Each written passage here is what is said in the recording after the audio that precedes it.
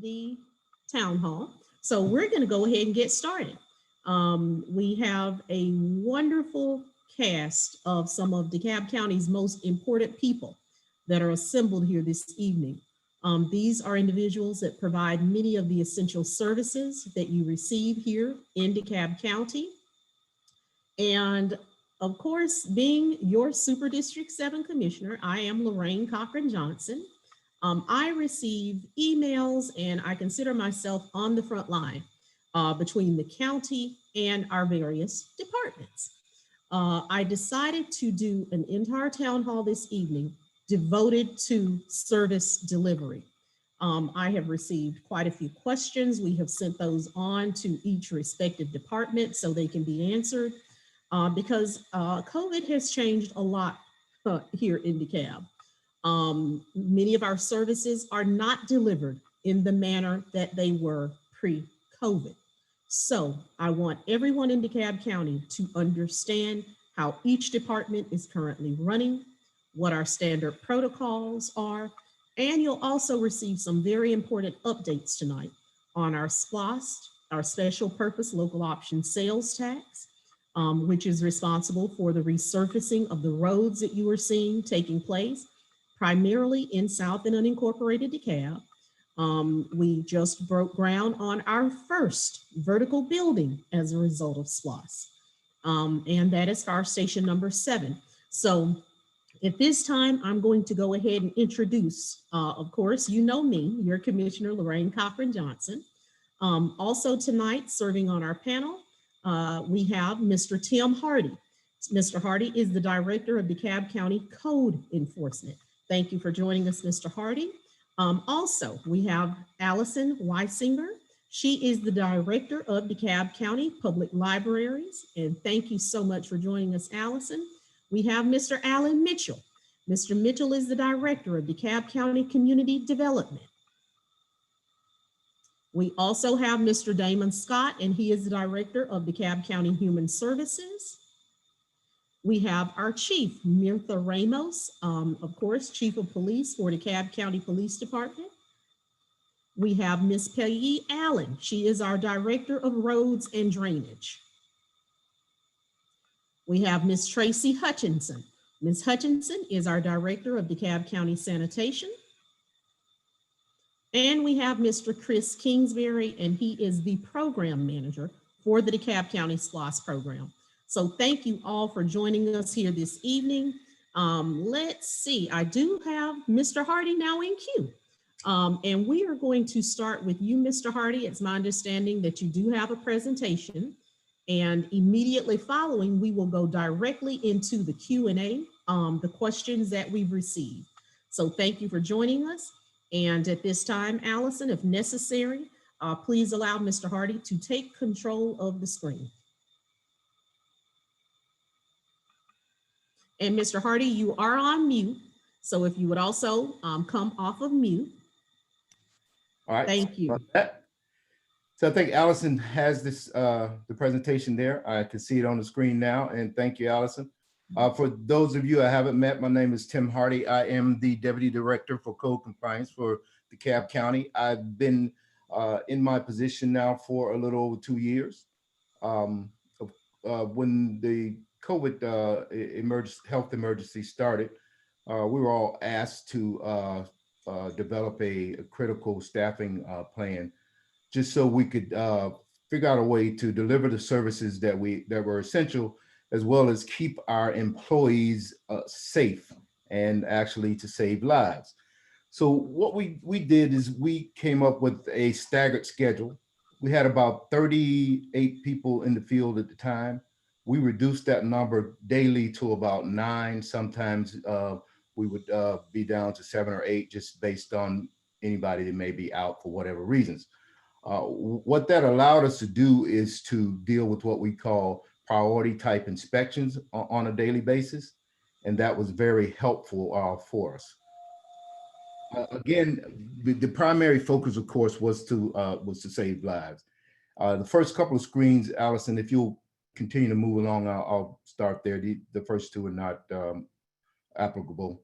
These are some photos of some of the other activities that our teams participated in during the onset of the COVID outbreak, particularly helping to relocate some of the homeless population, along with the DeKalb community service, community development. That was one of the things we partnered with them to get in place. Next slide, please.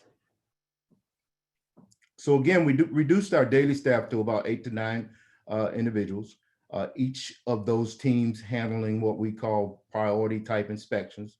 Some of the inspections that fall into that category are listed here.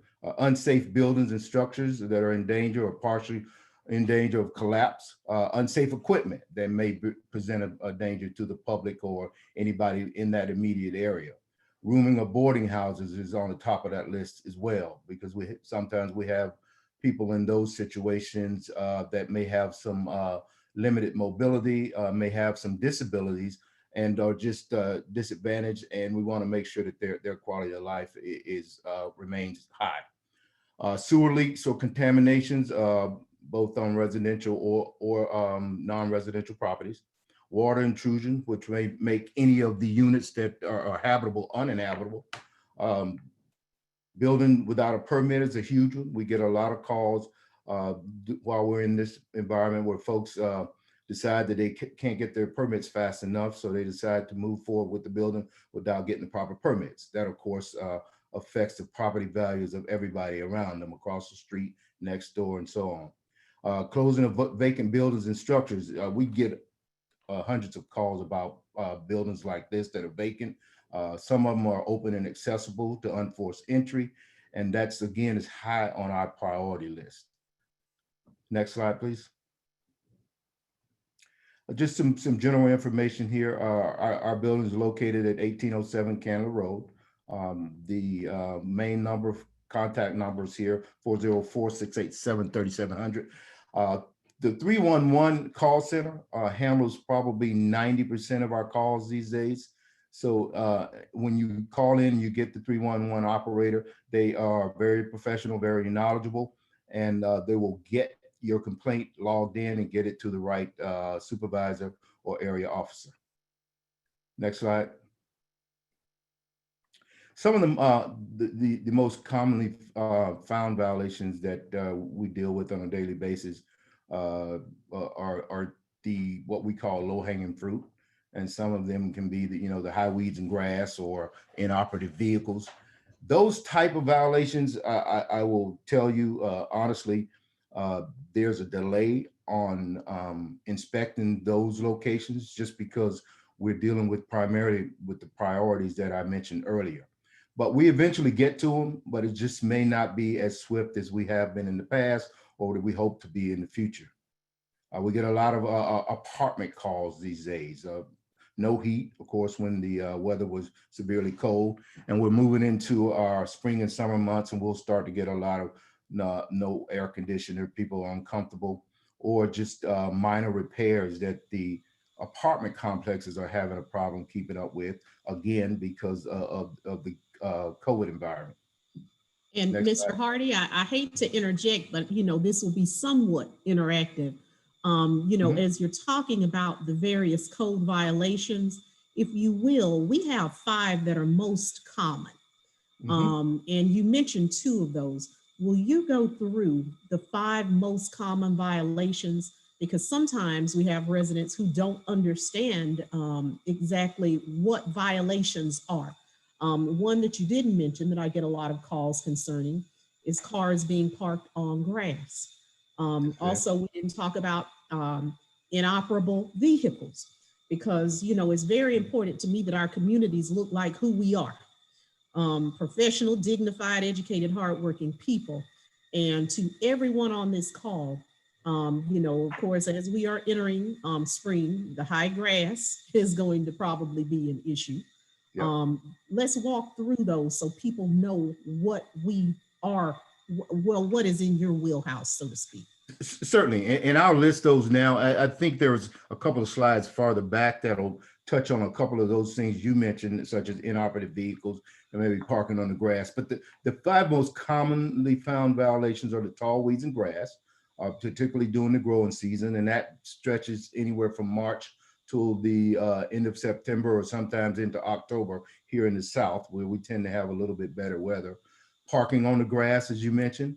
All vehicles in unincorporated DeKalb County are required to be parked on an approved hard surface. So that means a concrete or pavement.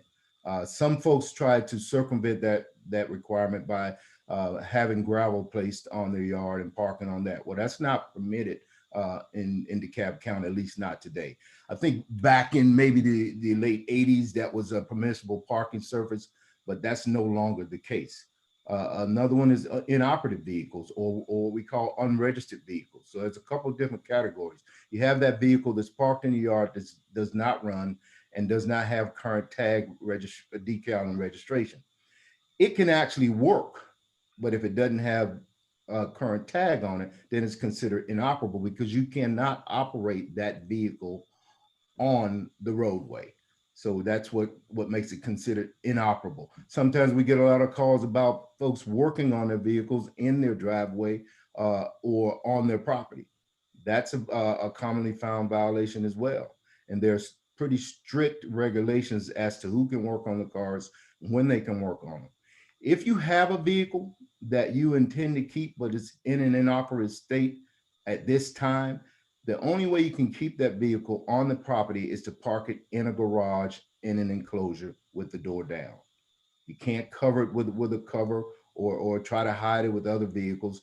It simply won't, if it's visible and it does not meet that criteria of current tag, decal, and registration, then it's considered inoperable. Okay, thank you for going through those. Also, I'm going to pull in chat questions as well as what we have left over, and I'm going to try to do this as expeditiously as possible. There was a question surrounding, in particular, dollar stores, box stores, and complaints with trash surrounding them. And can there be an ordinance created to mandate that all trash bins are in an enclosed or fenced area? Can we speak to that? Because currently we have such laws. What we find is that people are in violation. Another thing, Mr. Hardy, that I do want you to touch on, because this for me is very important. I have too many people within DeKalb that are living next to abated properties. Properties that have already been deemed to be out of compliance. And currently, when you go out, you issue a citation initially, and in a perfect world, there is a period known as the right to cure, where that individual has the opportunity to cure whatever the ailment you find may be. But if that homeowner does not come into compliance, then that triggers court action.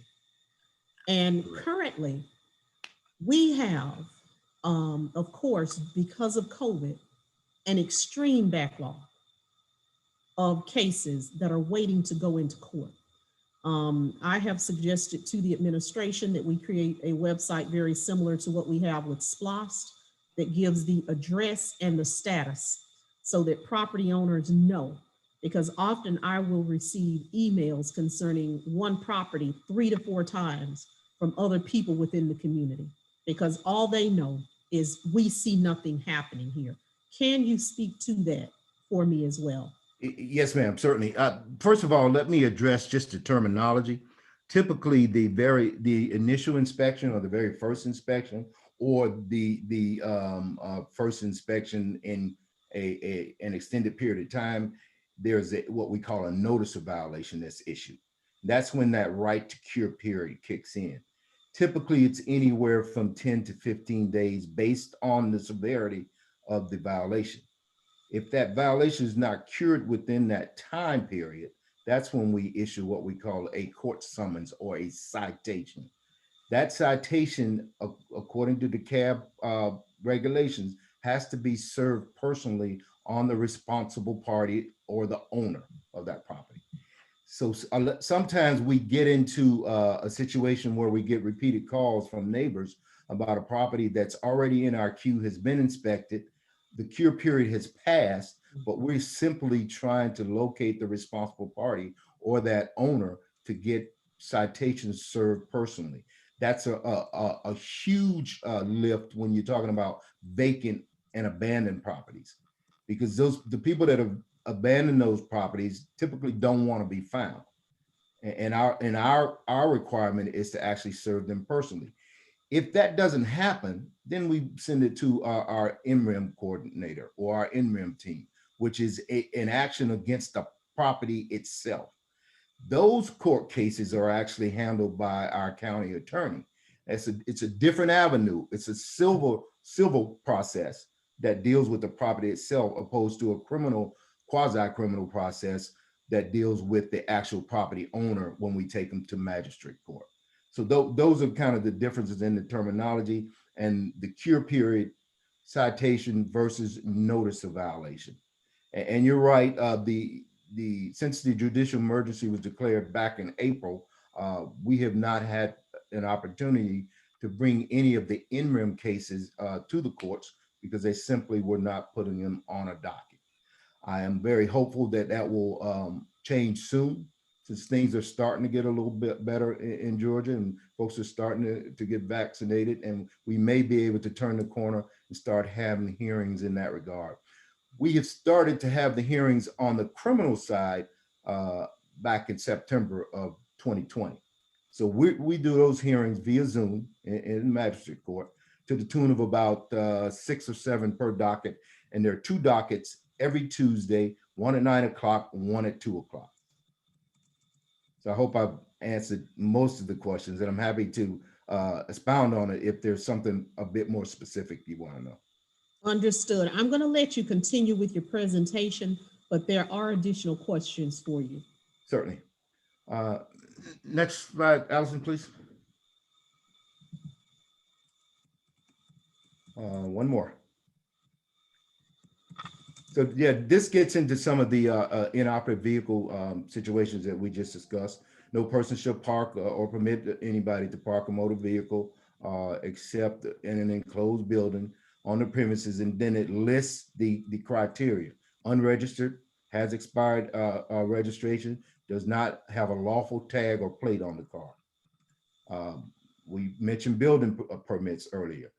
If you want to apply for a building permit, or if you know of a neighbor that's building without a permit, the place to get that building permit is at 330 West Ponce de Leon Avenue. That's our planning and sustainability department. It's a different department from code enforcement, but we're happy to put you in touch with those folks if you need a little assistance.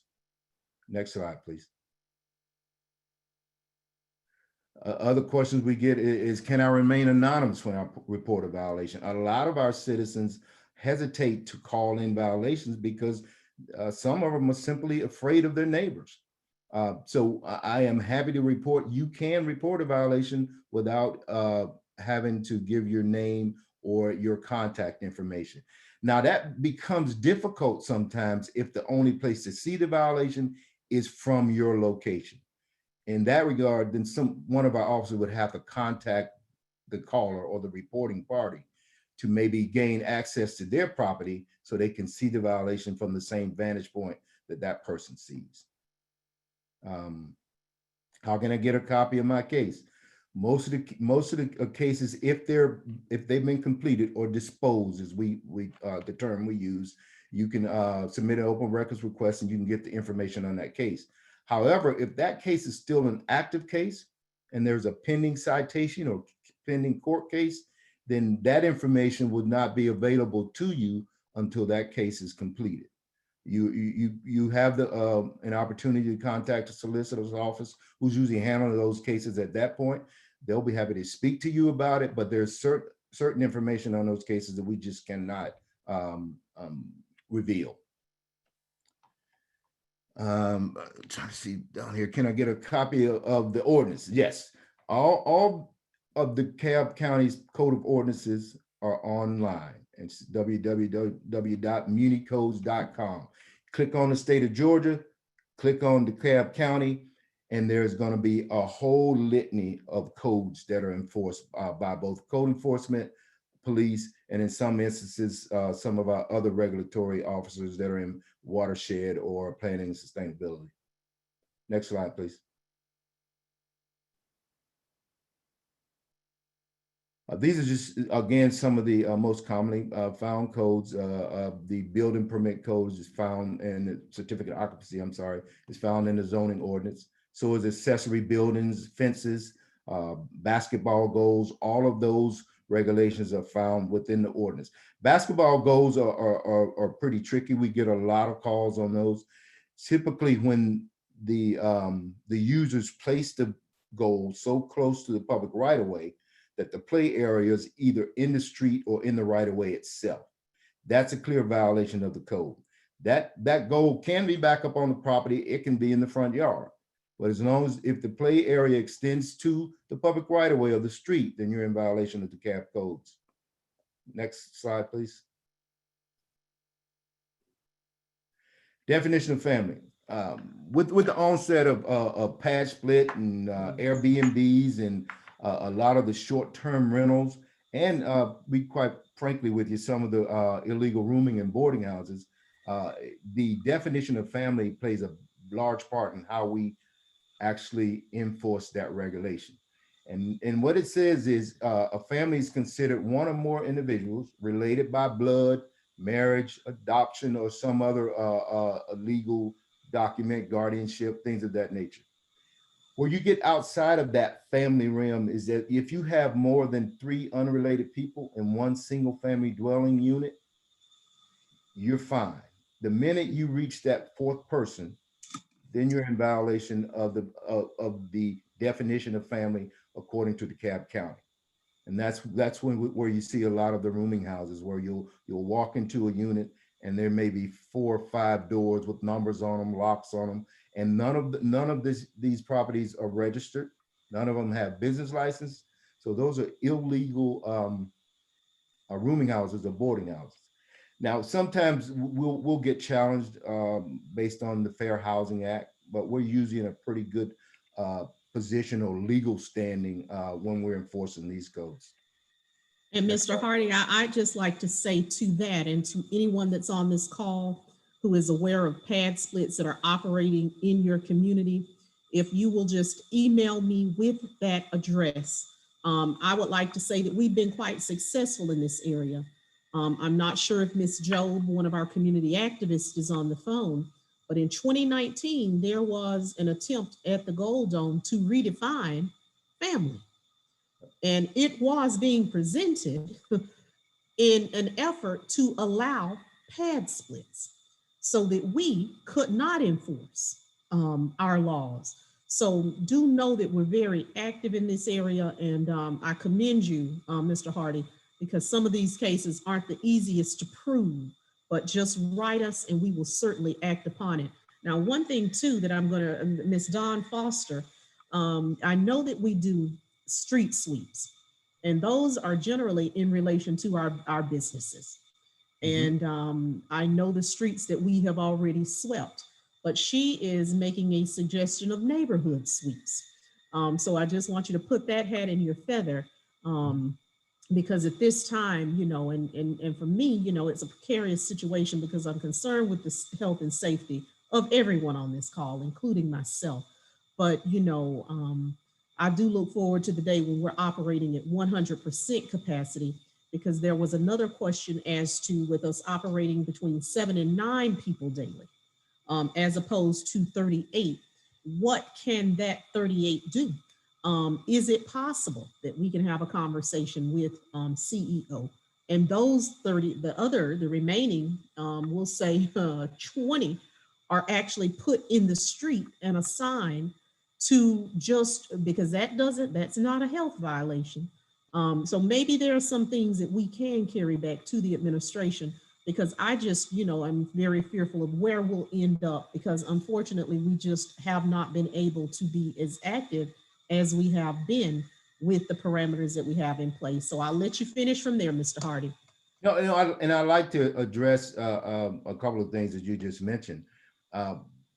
We are, though the other 20 28 or 27 folks are still actually working.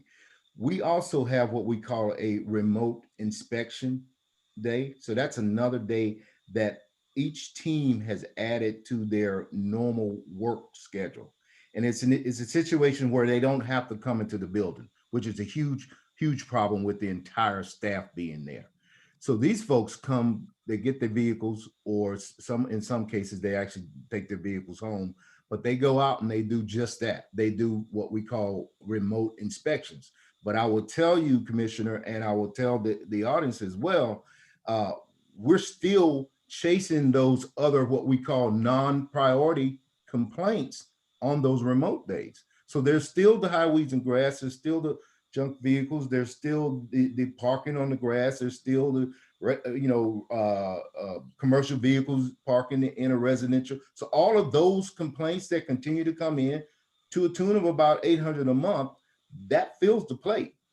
In a perfect world, yes, we will be able to deploy part of our staff to do what we call proactive inspection. And one of the things that I've implemented since I've been here is to start that proactive inspection activity at the commercial corridor level, which are always the gateways into the communities beyond there. And I think if we can make a big impact on the commercial corridors, those gateways into the communities, that's going to put us in a lot better place to be able to push back into those communities once we've swept all the commercial corridors. So those people are still working remotely.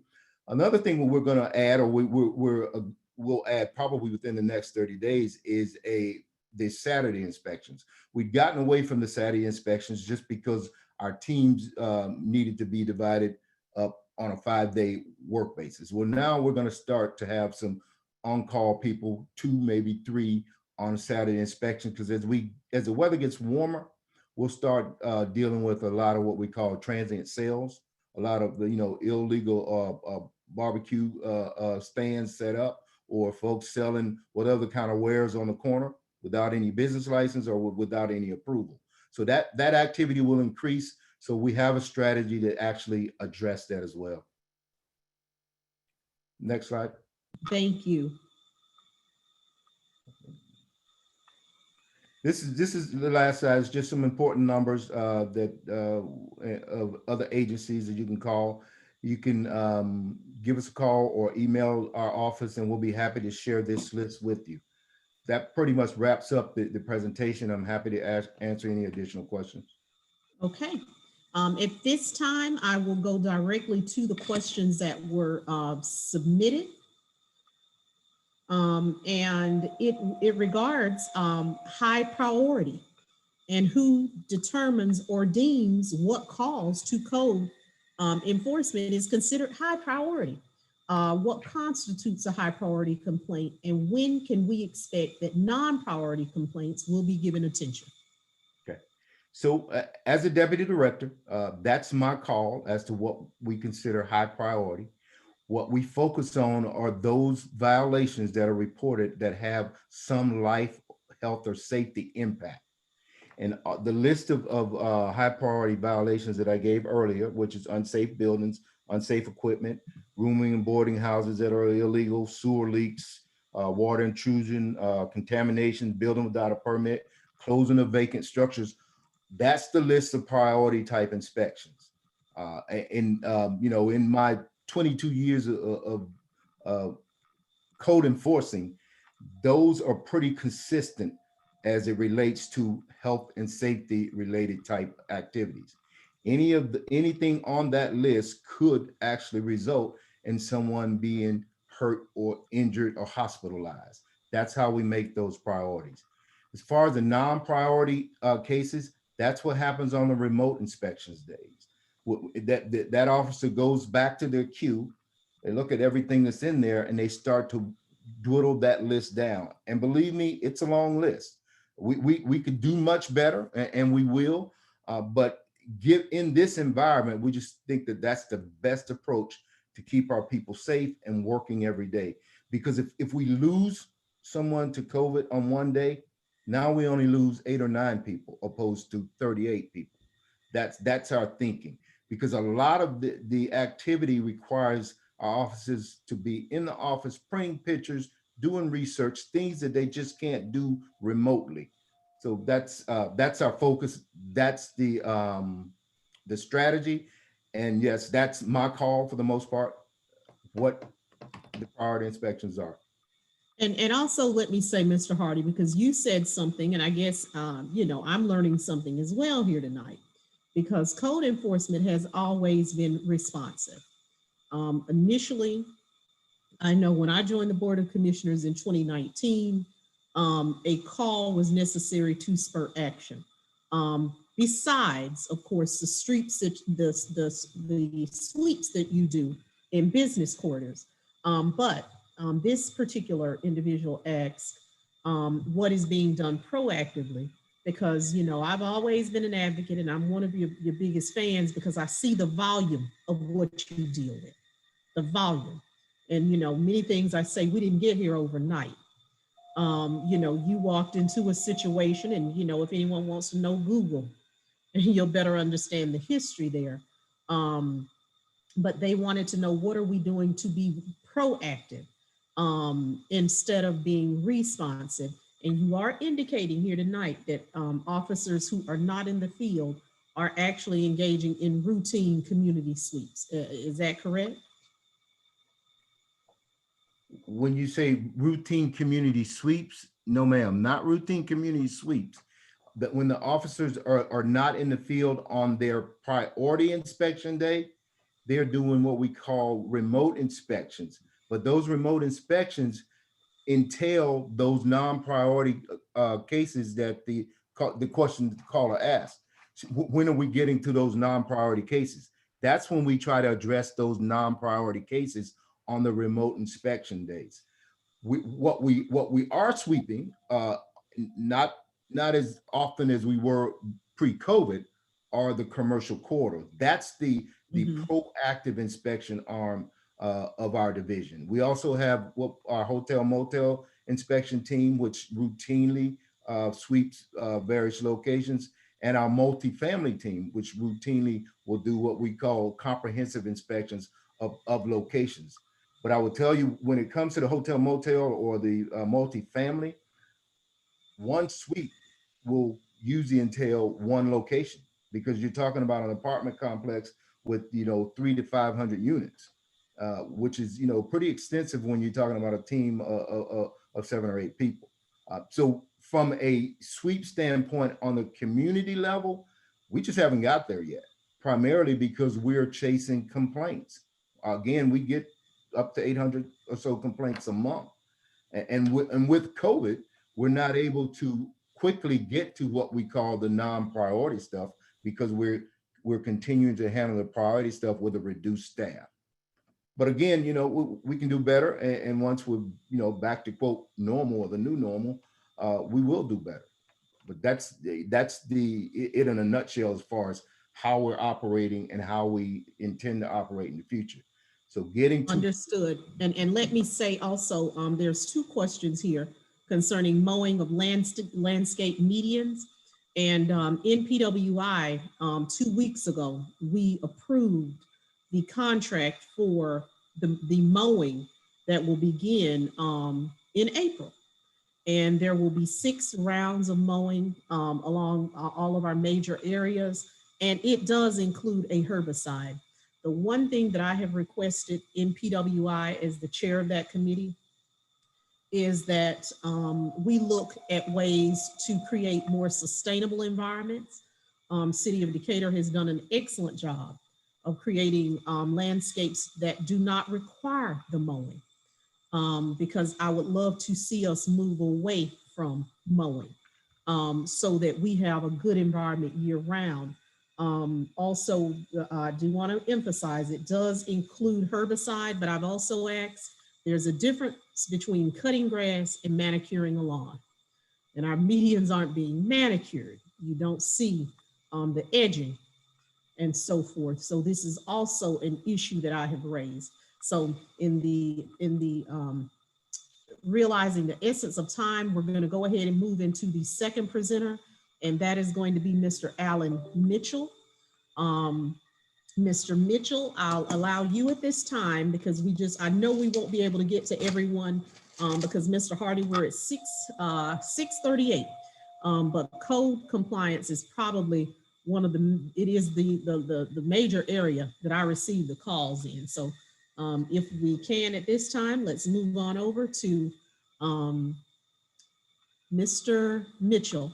And of course, he is our Director of Community Development. And the floor is all yours, Mr. Mitchell. I see you're sitting out in paradise right now. Oh, yes, Commissioner. Good evening. It's always good to hear your voice and to see you. So thanks for allowing me to present. And I've got a total of 12 transparencies that I'll go through very quickly. So I'm Alan Mitchell. I'm Director of Community Development for DeKalb County. I've been with the county for 16 years. Prior to that, I worked for IBM where I retired. So that's my background. So the purpose of my presentation is to, in essence, give you an update on changes to the Community Development Department services. There are a lot of things we do, but I only picked about a couple to share with you, which I thought might be interesting and invigorating for the county citizens to let you know what we've done on the COVID pandemic. So next slide, Allison. So you heard a lot about the CARES Act funding that we help the county administer. We use 110 agencies to distribute probably $10, $11 million of funding to help with food insecurities, rent, mortgage, emergency situations, et cetera. And that was very successful. All those funds have been spent. I would say 99.5%, if not, have been administered and funded through MOAs with various agencies. Some of you might be on the phone tonight that we might have helped, some of the executive directors and people that work for various agencies. So that was from the Treasury Department and its CARES Act funding. However, our biggest source of funding typically for my department is HUD. So HUD also provided funding to various entitlement entities across the United States. And we're one of the large urban counties. So we received $12.2 million. So to the extent that all the funds have been expended on the Treasury for rent and mortgage, we have funds that we've gotten in for CDBG, they call it CV, and ESG CV. CDBG stands for Community Development Block Grant. ESG stands for Emergency Solutions Grant. And these grants are income-based to benefit primarily low to moderate individuals. They're not people that make hundreds of thousands of dollars per year, unlike the CARES, where if you needed help, you could get it. But these are the people that are homeless for housing purposes and or individuals that are low to moderate income individuals. Next slide, Allison. Okay, so there are two budgets I'll show you. And oh, by the way, these have been approved by the board. We have $6.8 million for CDBG. And what we plan to do is hire nonprofit agencies to help us administer the various categories that you see on this transparency. So a lot of the nonprofits that might be on the phone will be taking applications to seek individuals to help us implement these programs. And these funds will go directly to citizens through nonprofits to help with the adverse effect of the pandemic. Specifically, we plan to do some things as a public facility for one of our shelters. That's Decatur Cooperative Ministries. We plan to also implement a small business economic development loan program, which will supplement the one we currently have in place, and also will supplement the one that we have had from the CARES Act funding. But we've got about $700,000 that we plan to allocate to small businesses that might apply, and you'll hear more about that later. There's a housing support program in which we have about $2.3 million, which will go to mortgage, rent, utilities, and also other costs. So like CARES with Treasury, we're getting ready to implement a program to help our citizens. And some of you out there might be recipients of these funds through nonprofits. So this should be fairly good news to you. Also, this program allows case management. You're going to hear later on that case management is not eligible under an emergency solution grant for the homeless initiatives. However, you can fund it on the CDBG side. So we've allocated $1.5 million to do intake, coordination, implementation for ESG, shelter activities, outreach. Those are people that are the bridges and streets and encampments, rapid rehousing, and targeted prevention. So we've got a bucket there for project case management. We also have outreach activities where we have people physically in the streets trying to help homeless individuals. And the other category, which is about $547,000, will go to legal services to help with gentrification. There's some issues on that and questions, job assistance, mental health, et cetera, and PPE. And lastly, we have some interactive virtual things to be done with schools. So next slide, please. ESG is the next area where we've got $5.4 million. And this is a fairly large amount because you typically only get about $400,000 for ESG. But HUD elected to give us an enormous amount, which is 5.4. You can imagine we're getting $5 million more than what we typically get for this program. But the categories that you can spend money on are fairly well regimented to shelter, outreach, rapid rehousing, and targeted prevention. So on the shelter, that's temporary sheltering used for a limited time for individuals, homeless people that are 50% of AMI, that are in encampments, and call our hotline. We have a coordinated entry hotline that you can dial 404-687-3500, and that's being called daily. We got hundreds of calls for people that in our county that unfortunately are homeless, and we provide that assistance. There's outreach activity going to engage the people on the streets. There's rapid rehousing where we rent apartments and individual houses to help people with their rent and securities for up to a year. And there's also targeted prevention where we actually do the same thing by going to hotels that might be closed down or shut down by code or other entities within the county to help those individuals transcend to transitional housing and then permanent supportive housing. And then lastly, we have something for HMIS. But those are the funds that you were hearing about, and we're going to advertise these more. The board, next slide, please. The next slide tells you that the board approved, thanks to Commissioner Lorraine Cochran-Johnson and other 6 commissioners. The $12.2 million was approved by the board about a week ago. And we were getting ready because of the logic of having spent $11 million on Treasury CARES Act funding. We plan to use this 12 to help the DeKalb citizens.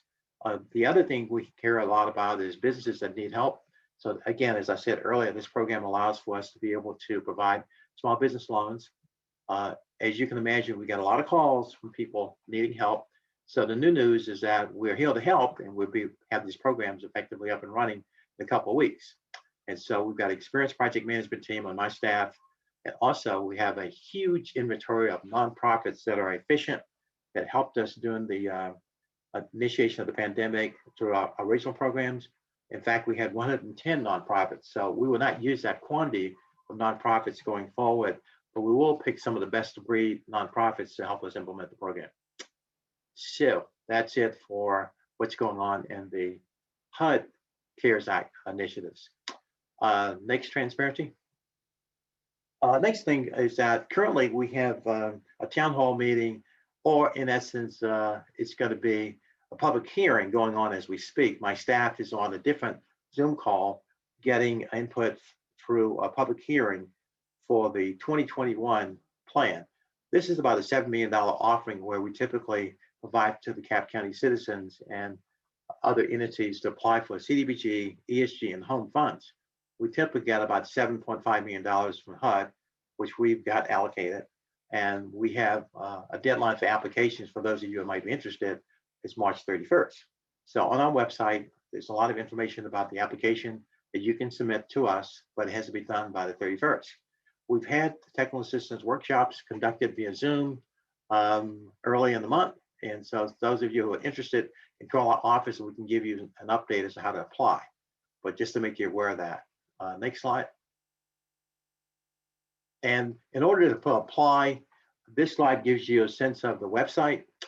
In addition, we need one application, but normally the things we get from individuals that are new are mission statements, overviews, org charts, list of board members, bylaws, project description, things that we need to vet the organizations. And again, if you go to the DeKalb County website, under my department, community development, you see the requirements. But keep in mind the deadline to apply for 2021 CDBG funds, home funds, ESG funds will be August 31st, 2021. And we've got about $7 million of funding to allocate to various individuals. So next slide. So changing subjects, we wanted you to know that during the pandemic, even though their services have been curtailed in certain areas, we still maintain building buildings. We've got 3 projects that we're working on to help the citizens of DeKalb County. So this rendering is a picture rendering of a new community senior center on Elam Road, which is in District 7, Commissioner Lorraine Cochran Super District, as well as District 4, Commissioner Bradshaw. This is a 24,000 square foot facility. It will have an aquatics component, specifically a 75-foot pool, indoor pool, I might add, that's heated, and it's going to be salt water. And we've done the design for this project over the during the pandemic. Also, we've got a general contractor approved by the board and got a notice to proceed recently. We're getting ready to start construction probably in about a week of this particular facility.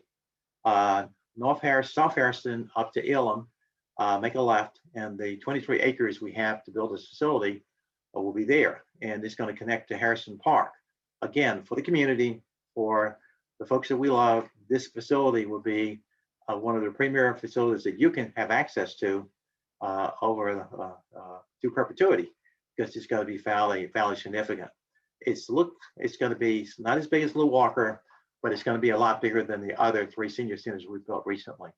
Again, 24,000 square feet. It will have concrete mills, as well as a multi-purpose room, a lot of other amenities for the public. And once we finish this building, we're going to turn it over to my good friend, Damon Scott, who's the Director of Human Services. And as usual, they do a great job of running facilities. So our role is to build them, and their role is to operate them. And so Damon is working with us as we go through the rigor of the design and construction. We do that. But when we finish, we pass it over, just like we did at Little Walker and the other senior centers that are in DeKalb County. We built them all, but we don't run them. We turn them over to the departments that are excellent as far as operations. Next slide. This facility will be completed in 18 months. So starting in April, run out 18 months, which will be in 2022, and will be completed. The other thing I'd like to show you is a photograph of the pool. It's 75 feet. I'm only showing you a portion of it because it's a lot bigger than what you see here. And it looks out over the glass in the back. Excellent facility, great design. We're very proud of it. So just to let you know, we're doing this for the community. I'll let you know that's supported by the commissioners. And even though the pandemic is going on, once we get through it, you have this facility to be at your disposal. And you should be proud of it, because we are. Next slide. Here's another one we're building, and that's to replace the East DeKalb Senior Center on Bruce Street. Again, during the pandemic, we've been able to get the design complete. We're under construction, and this facility has been under construction for about 6 months. We're primarily in the civil phase and having a lot of fun out on Bruce Street, trying to replace the existing senior center. So the old one is across the street near the police precinct, but this particular one is sitting on a 5-acre parcel that we purchased from the city of Lithonia. And again, it's been under construction for 6 months. So we've got a ways to go. But again, the seniors will be happy to be able to get a new center to replace their old center. We have had meetings with them, extremely excited. We had a groundbreaking with Commissioner Davis Johnson on this particular project, and all the other commissioners were there. So we're very excited that during the pandemic, we're able to keep the momentum going, to keep the facilities under construction, so that post-pandemic, we'll be able to have you enjoy and participate in these facilities that you so significantly need. So next slide.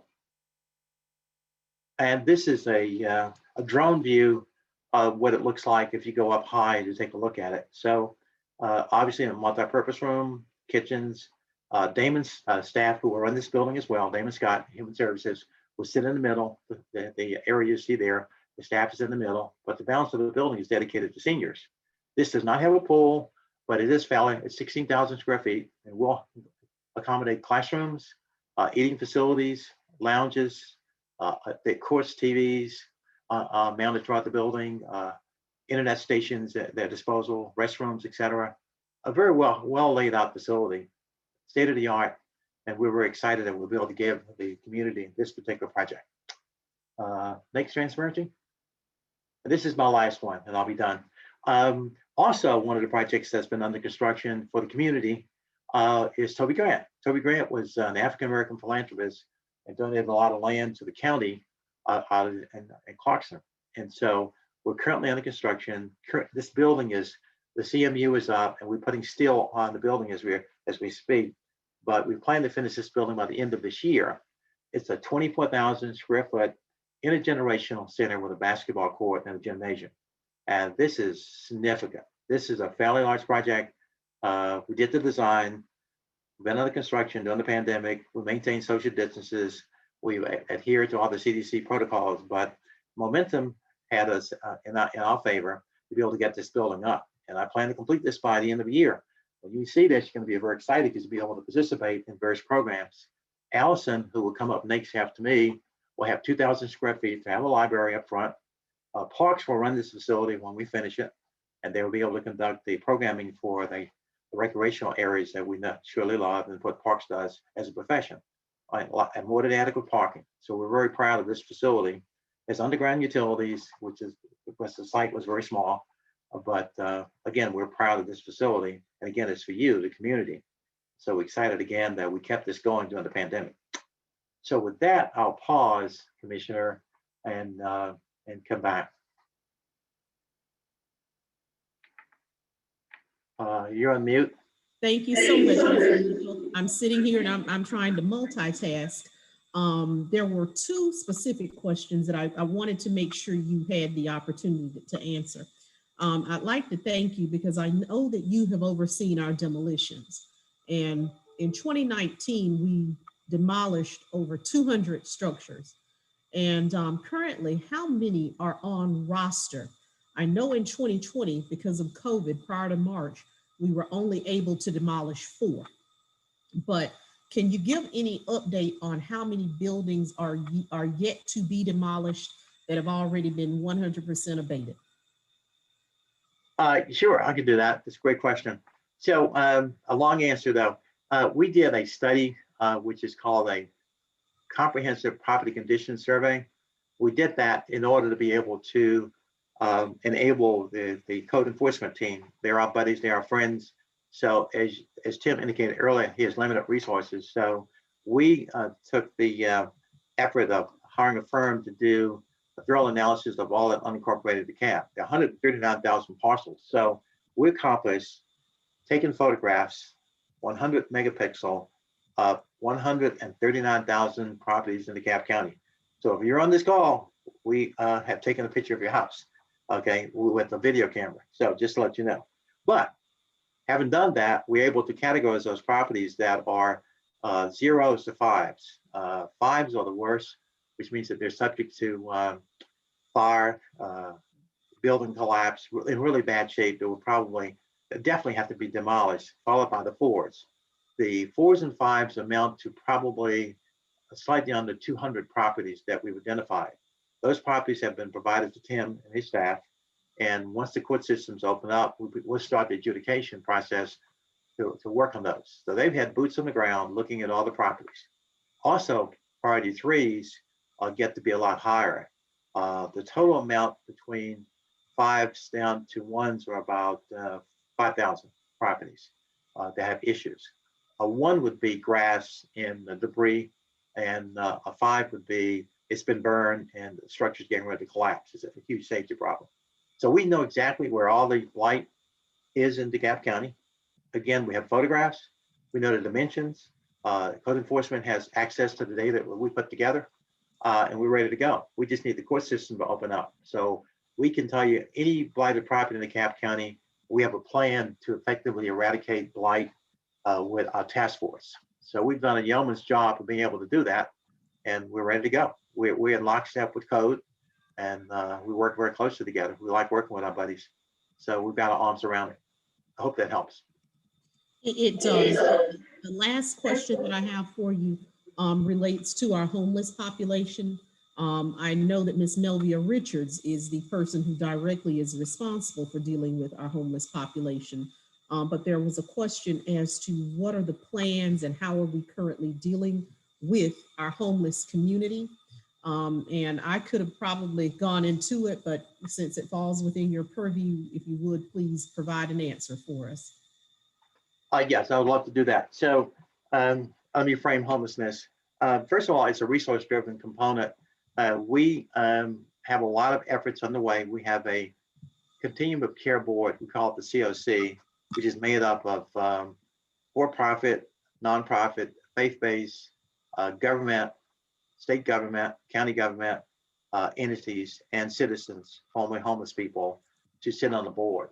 It's a fairly large board of about 15, 16 individuals, and they make up what we call the continuum of care. That board has preview over an application we submit to HUD, and on average, we've taken it from $2 million to get about $5 million a year to get funding from HUD on a competitive basis. We submit a competitive application, and year on year, we've gotten it up over $5-6 million. We use those funds in that category to be able to help the chronic homeless people, people that are bedridden, people that have severe mental problems that are housed and shelter plus care. So we have an HMIS system where we keep track of these individuals with beds, and we do a great job of trying to manage those individuals. So that's one bucket. The second bucket would be the Emergency Solutions Grant, where we have a coordinated entry hotline, 404-687-3500, where people call daily that are in the streets, that are on the bridges, that don't have places to go to. And our staff goes out to engage with them and provides assistance. And we try to place them in transitional and then permanent supportive housing. So that mechanism is the ESG transparencies referred to earlier. HUD has given us most recently additional $5 million on that grant. So again, there's 5 plus 5 is 10. So we've got tremendous resources to be able to help with homeless initiatives. But we have a gearbox in that I have 4 to 5 people answering the phones every day to help individuals. We also have individuals that go out in cars into the encampment areas. We had a call 2 days ago from the city of Brookhaven to Commissioner Rader and also the city manager for Brookhaven, where there's an encampment area where people have been staying. And so we can dispatch individuals that go up and try to help and provide assistance.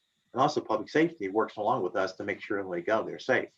So we're already reacted to the bridges that are at, I'm going to say, not Hugh Howell, but industrial, Mountain Industrial. There's a bridge where homeless people are there. The CEO is seeing those homeless individuals, and we had a meeting with him recently. 85 has bridges, and also Wesley Chapel has bridges. So any place in DeKalb County that there are homeless individuals and or encampments, we have teams that go out aggressively to provide assistance. If they refuse to take assistance, there's nothing we can do except bring in a crisis nurse sometimes, just because when there are issues with people having mental problems, the crisis nurse can designate them eligible to go to Grady. And we try to do that and try to pick up the police and take them to Grady if at all possible. So we have an active program. We have funding to do it. There's not a funding problem, and we're out and about. We take it seriously. And we have a governing board to give us guidance, and we have a gearbox in place to answer phones when people call. So I hope that gives you a broad perspective on what we're doing in the homeless arena. It does.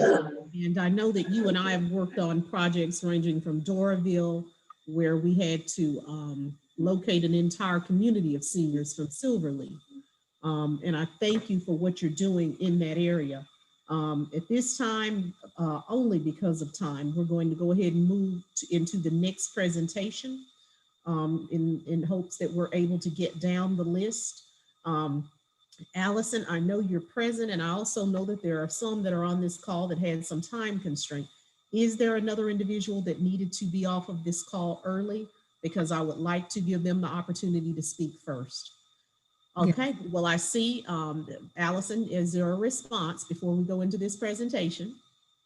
Yes, we're going to go ahead with our DeKalb County Public Library presentation. Okay. In that event, I am so pleased to have Miss Allison Weisinger on the call. Our library system is very important to DeKalb, and you have won many awards for your vision. So thank you so much for joining us. And at this time, I will allow you as director to move into your presentation. Okay, thank you, Commissioner Cochran-Johnson. I really appreciate being invited tonight and hope I can provide a little overview of what we've been doing since COVID hit.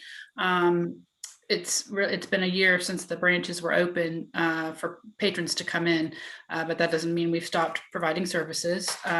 We had to pivot quickly since libraries are considered, gathering places. We wanted to make sure that we didn't play any kind of a part in spreading the virus, and so we've taken a lot of safety precautions very seriously, and we do have staff working in the buildings to provide an array of services. So I wanted to just kind of go over a few of those things. And hopefully all the people on the call have library cards.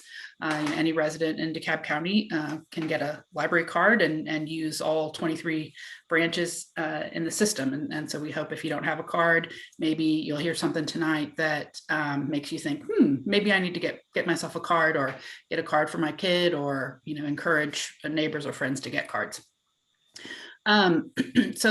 So we are doing from every branch what we're calling contact-free pickup. So access, we wanted to make sure that patrons and community members still had access to our collections. We have over 1 million items that people can check out in our branches. And so all that stuff is still available right now. You could just go online or call the branch to place holds. And staff will prepare those items for contact-free pickup. So after you place your hold, when the item comes in, you get your email like you used to, or a text message, and then you arrange to come on whatever day is convenient for you to pick up your item, and staff will bring it out to a table, and the exchange can happen without any sort of close contact. So, so we are circulating thousands of items every day throughout the county. And one of the things that we wanted to do to make it easier for patrons also during this time is we wanted to make sure that there were kind of remove some of the barriers that might exist. And so we have suspended all overdue fines, and we're going to do that at least until the end of our fiscal year, at the end of June, and then we'll kind of reassess at the beginning of our next fiscal year. So we understand that sometimes it's hard to get things back on time, especially with what's going on now. So again, all overdue fines have been suspended, and we're also offering some free printing. So if you need to get something printed, we have a curbside print service, and where you can get up to 10 pages a day for free. And we also recognize that a lot of people in DeKalb don't have access to high-speed internet. And so we've been working on improving our Wi-Fi signal that's exterior to our buildings. Normally, people come inside and either use our computers or use our Wi-Fi, but we were able to secure a grant from the Georgia Public Library Service to upgrade our Wi-Fi at all of our parking lots. So pretty much during regular business hours and a little bit beyond, you can come to any of our branches and get a really good Wi-Fi signal now from our parking lots. And if you don't happen to have your own device, we also have 11 branches that are circulating Chromebooks at this time. So you can come in, get the Chromebook and keep it all day and sit in our parking lot. Or if you do have access to Wi-Fi someplace else, you can take the Chromebook with you, just bring it back at the end of the day. And we do also have a limited number. We have about 200 hotspots that we've continued to check out. This is a feature or a service that's it's fairly expensive, but it's primarily funded through our foundation. And we've had a lot of generous donors this year, so we've been able to maintain that program. And so we have 200 of these Verizon hotspot units that have stayed in constant circulation throughout the pandemic. So that's helped kids with school, people looking for jobs, people applying for benefits. So it's great that we've been able to maintain that service. And we are working on what we're referring in-house as our phase 3 reopening plan. So which for us is we're calling limited in-person service. And we hope to announce in the next few weeks the start date for that. We're just kind of waiting to make sure that we've got all of our safety protocols in place, and that we have permission from the county to start allowing folks to come back in the buildings. But this will be very different than what it looked like before. There will be a lot of limitations on numbers of people, some of the activities. We won't be having in-person programming or anything like that. We will be, furniture will be spaced out.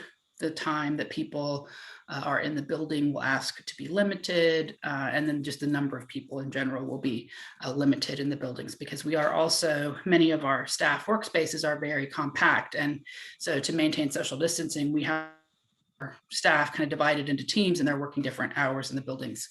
And so, we've kind of have to balance all that, keeping staff safe, keeping patrons safe. So kind of be on the lookout for information about that coming soon, we hope.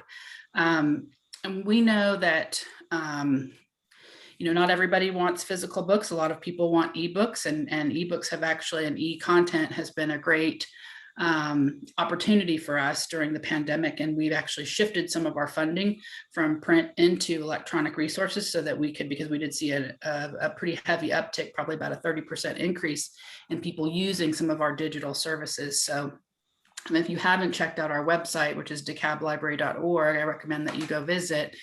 We have just a plethora of digital content there. And what I'm kind of highlighting here are just sort of the high points. There's plenty of other stuff there, but some of our most popular services are Overdrive, which is an ebook, e-audiobook, and e-magazine platform. These are things that it's a licensed service. So you get, it's one person, one item, one person to check out at a time. So if it's a popular title, you might have to wait a little bit, but it operates like our physical catalog, where you can place holds and then be in the queue. And when it's your turn, you get an email that the item is ready for you.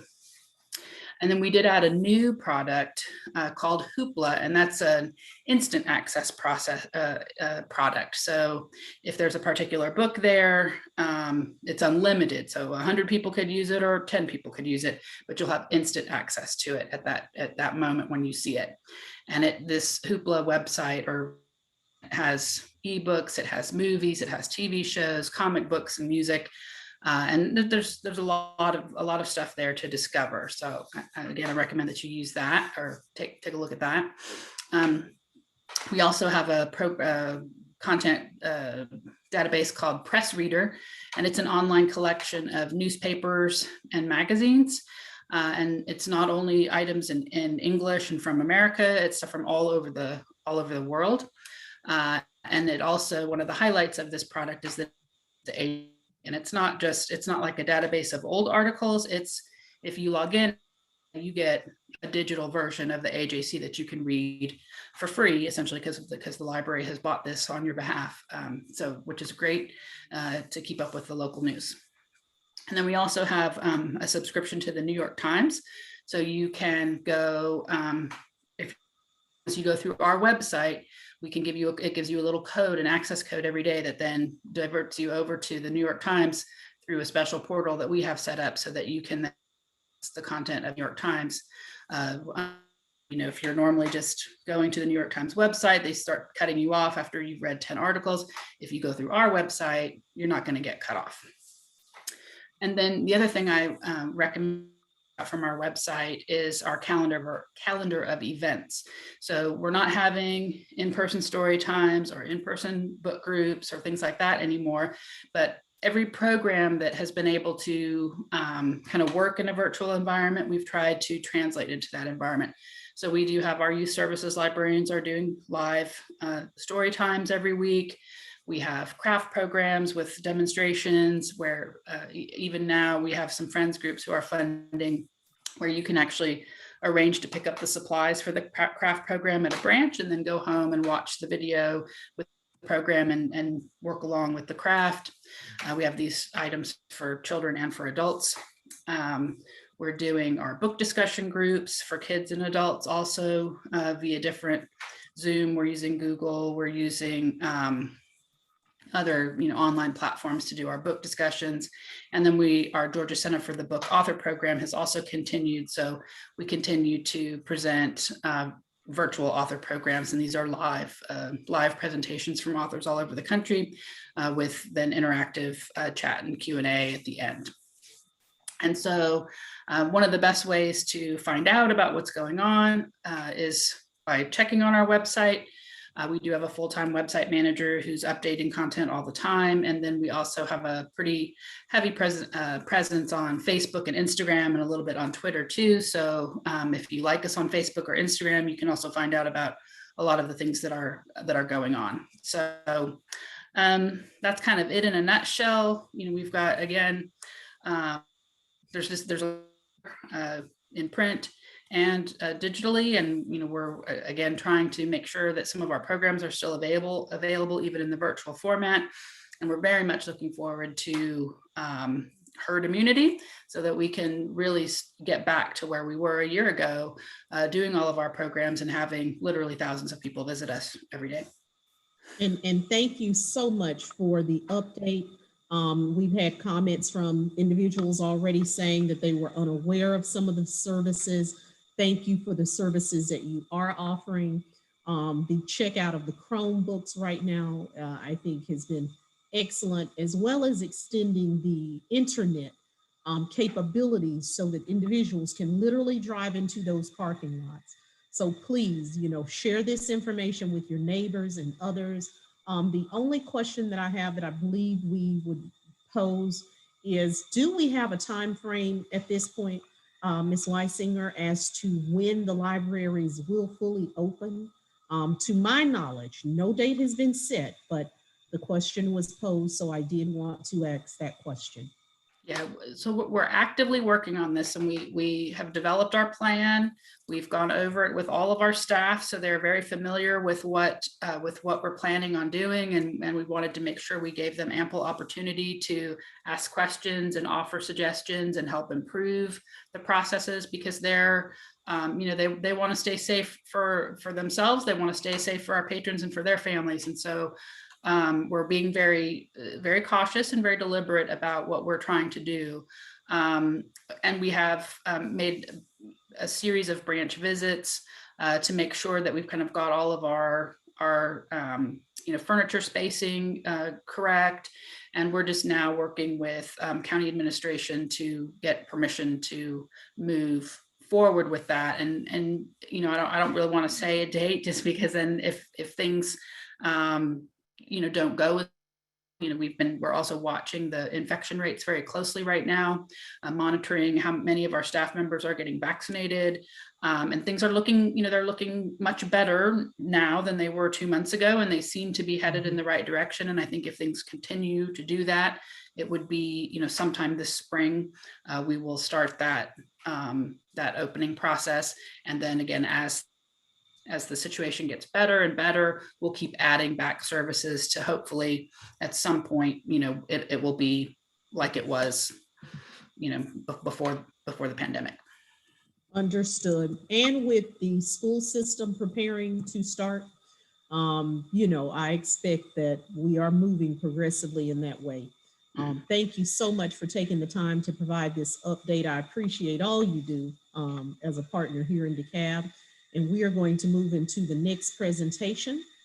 Allison, I believe you already have it in queue. So if we can bring up that presentation, we're going to try to speed through and still be as informative as possible.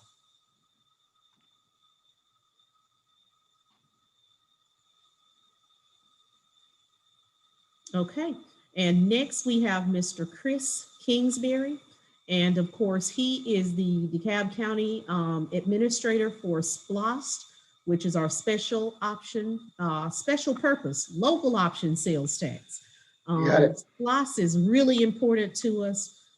We were one of the last municipalities of our size to pass SPLOST via referendum. SPLOST gives us millions of dollars to address our roads, as well as our infrastructure and capital improvement. And that said, we're going to move into the presentation because, for many years, we didn't have the revenue that we needed to address many of the issues in DeKalb. And our SPLOST program gives us that ability. So I'll let you give an update at this time, Mr. Kingsbury. Thank you, Ms. Lorraine Cochran. Yeah, you hit it right on the head. I think DeKalb was the last county in Georgia to have a SPLOST. So we're late to the game, but it's been very effective. So very quickly, I know everyone is late in the evening. So I've got 3 big topics we're going to just touch on briefly: LSBE participation, 2020 finances, and where we're looking forward to being in 2021 and 2022. So Allison, the next slide. This is very important part of the program. Our contract actually instructs us to maximize LSBE participation. That's the county's local small business enterprise program. So to date, of all the contracts the Board of Commissioners have voted on, $40 million has gone to LSBE firms, either the prime, in some cases, that's the firm doing the work, and the subs, people who might be working for a non-LSBE prime. And we've got all sorts of statistics, but 5 of the major contracts for resurfacing and some of the roof repairs have gone to local small businesses as the prime, with a value of $23 million. And then the balance of that 40 is split up to about, gosh, I don't know. Well, it's 57 subcontractors have gotten $17 million worth of work. So it's been a very, very good success. So we hope to keep that going for the rest of the program. Next slide, Allison. This is the one everybody's always interested in. How much money have we collected? So the voters, we went to the polls. I'm a DeKalb resident, been here since the 70s, went to Towers High School. November of 2017, 70+% of our residents voted to implement the SPLOST, and the first penny was collected April 1st of 2018. And through the end of December 2020, we've gotten $169 million from the state in the county's checking account. That represents just under 2 or 3% of where we thought we would be in 2017 when the projections were prepared. So that's it's outstanding. Pandemic aside, the money has been rolling in as we expected. And more importantly, the last 2 bullets, the value of the dollars the board has approved to be spent or is going to be asked to expend pending expenditures this spring and summer is about 40% of the referendum value. So we're not quite halfway through the collections. So, that tells us we're not sitting on a pile of money. As the money comes in, the project's identified and the board's approving those expenditures. And of course, I think as Ms. Cochran said, resurfacing is 40% of the program. Peggy Allen's group put together a list of 300 plus or minus miles of road that were in the worst shape before the voters went to the polls.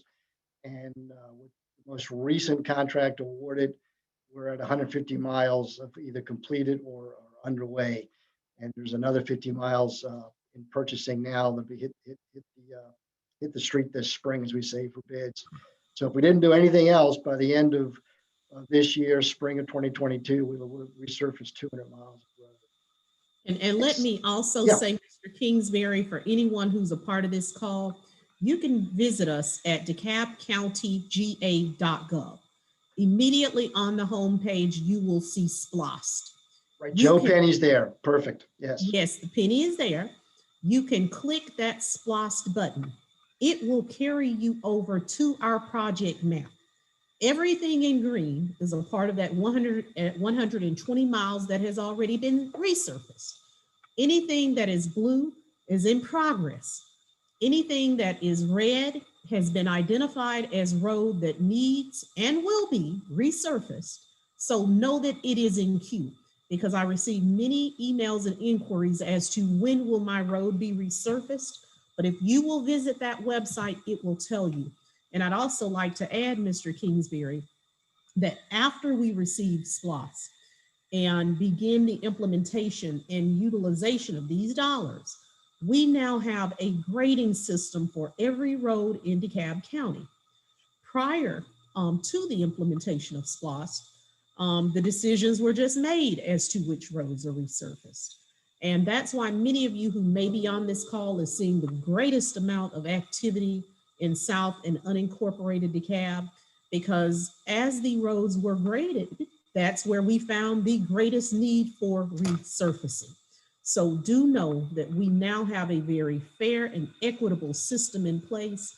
And, we are actively working, but again, it's a real travesty that we only passed SPLOST in 2017, because these dollars were sorely needed. So thank you to the people of DeKalb, so that we can continue to see these tax dollars at work and we can repair our roads and many of our capital improvements. And Mr. Kingsbury, I'll let you take it again from there. Thanks for reminding everybody about the website, Commissioner. And then not to steal any of Peggy's thunder, but what Splosh, you're so correct, has allowed us to do is increase the volume of roads that we can let to contract every year. I think before Peggy was pressed to do 20 or 25 miles in a single year. So we've ramped up the volume with the Splosh dollars. Next slide, Allison, is just a quick sort of dashboard. And by the way, all these slides are the same slides that the commissioners were given at their Splosh count in February, and the Citizen Oversight Group was given at their March 1st meeting. So I'm sure everybody would share these if requested. Just gives you an idea of percentages by the major categories where we're at. And then quickly, the next slide is the 5th slide in the series. Just some milestones to date. As first new fire station, number 7 is under construction. Alan Mitchell was able to use CDBG funds to advance the design of that while we waited for Splosh to pass. So he got the design ready. Splosh dollars are paying for the construction. Fire Training Academy had some serious needs, so there's a contract the board just approved to replace some of the modular training units at the Fire Academy. That work is kicking off this month. Unseen by a lot of people, but a big component of the Splosh was new police and fire vehicles. They've been complete. They're on the road. Fire department got a new upgrades, new radio system for all the personnel in the field. And as I said earlier, we're closing in on having 200 miles of the original 300-mile list for resurfacing underway. Splosh dollars are going to go to replace the Cedar Grove Bridge in southwest part of the county. It's over a railroad track and serves a lot of the commercial interest down there. State inspects all the bridges in the state and provides the county a list. This was always on the bubble as needing work. It was load limited. That means it had signs that said trucks over a certain tonnage shouldn't cross it. For a variety of reasons, it started to fail sooner, and the state instructed the county to close it. So we're trying to, as fast as we can, get a design build contract out and get that bridge replaced as expeditiously as possible. And of course, there's lots of things you might not see, but there's new roofs ongoing at fire stations and rec centers. We put new elevators in public safety buildings, courthouse. Allison got a new dumbwaiter for her major, the headquarters library building in Decatur. And the first synthetic turf athletic fields are being installed this summer at Gresham Park. And the last slide gives us a look ahead for the next 2 years. And I just noticed my hard copy, there's a bullet missing. Allison, we're in the design phase for renovating restrooms at the older library buildings. Our folks are working through that right now with planning and sustainability and Allison's staff. So that'll be a project that goes to bid this year. There's some big decision points the board was briefed on, just things to look ahead to. We're going to be buying property for new fire stations. We hope to build 6 total. There were line items, and again, the Splosh homepage tells you what the dollar values are for improvements to the courthouse and the Bobby Burgess building on Memorial Drive. We've got a big report. We'll be going over that with the facilities group and Zach here this spring, how to best spend the Splosh dollars to bring those buildings up to standards. There's a giant binder. It's 100+ pages. All the commissioners got in February that details the process for deciding what sidewalks and trails and transportation projects get built first with the limited funds.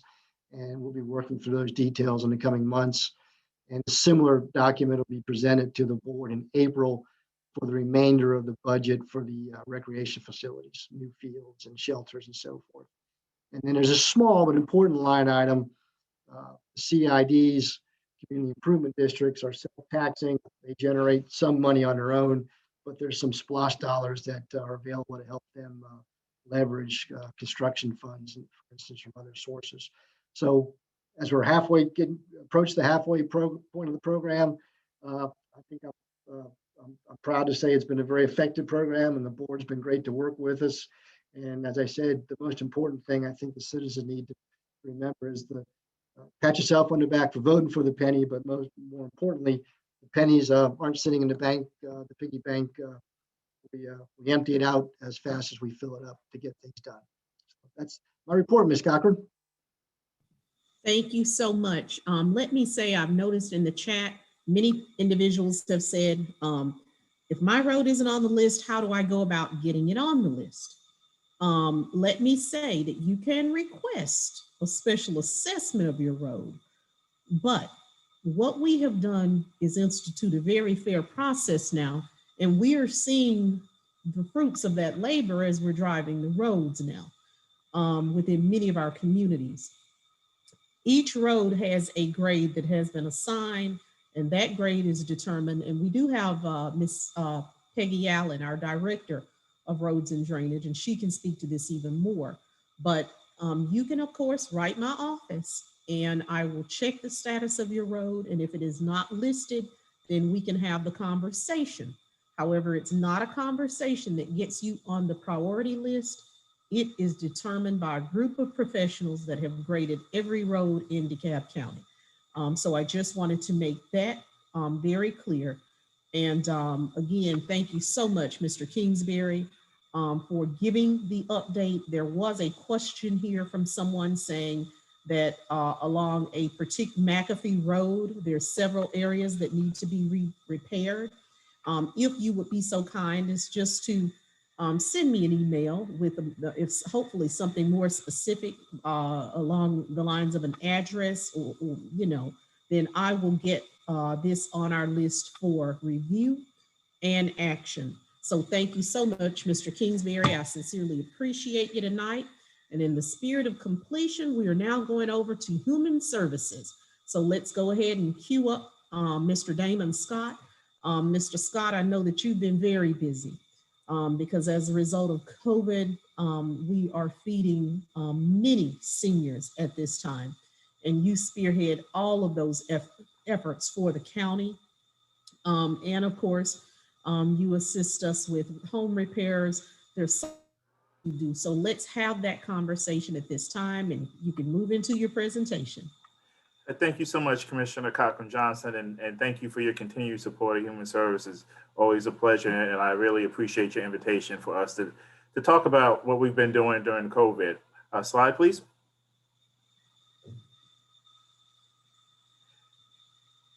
All right, so Human Services, our mission is to support the development of safe families and neighborhoods and communities for the citizens of DeKalb.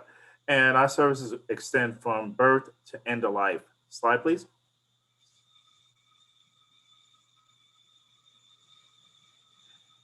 And so our service delivery model had to change during COVID because most of what we were doing at the time also entailed face-to-face interaction and on-site touch, but of course that had to change.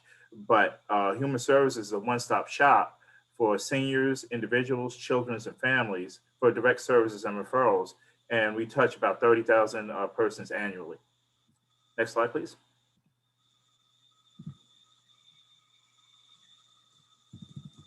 And so, as I mentioned before, and Director Alan Mitchell talked about as it related to our senior centers are still currently closed, and there's no set date currently right now for a date for when they will actually be open again.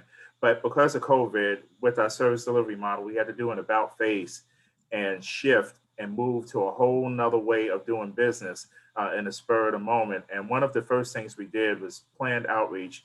And that was providing as much information as we possibly could and as we gathered to the communities that were serving infants, youth, children, and seniors to let them know what was going on, what services and resources were available. And we did that through newsletters, guides, and in that we reached about 10,000 plus individuals in DeKalb and established a hotline where families in crisis, anybody that needs a referral or food, or housing assistance, utility information, or vaccination information is available, and we have staff that can answer those calls. Next slide, please.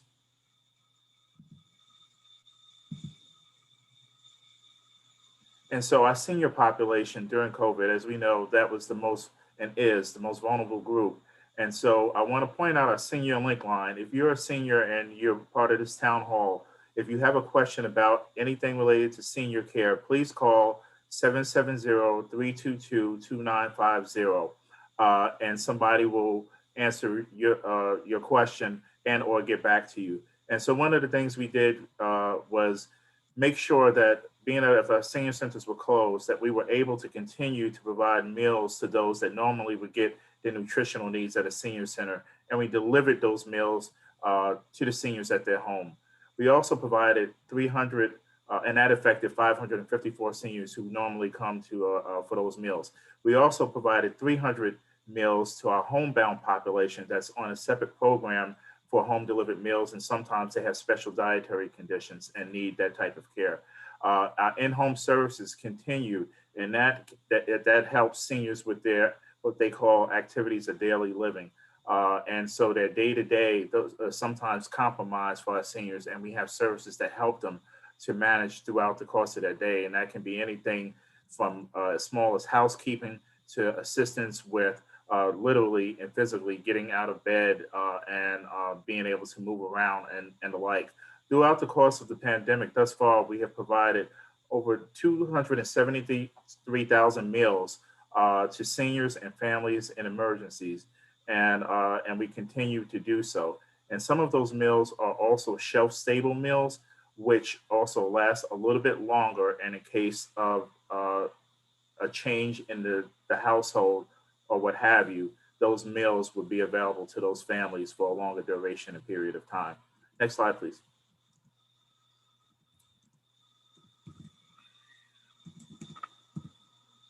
Additional programming that we did with seniors and are currently doing with seniors is wellness checks. It's important for us to know exactly what's going on with those that are in our Office of Aging Services.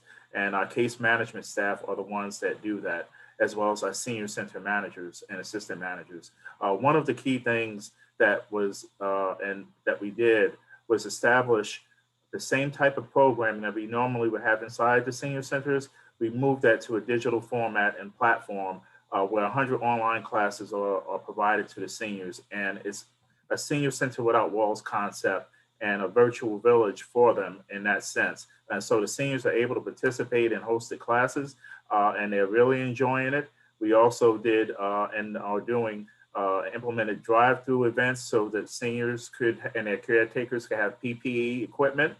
And also we also provided additional food and provided meals from donations that we received from quality restaurants and other entities along the way.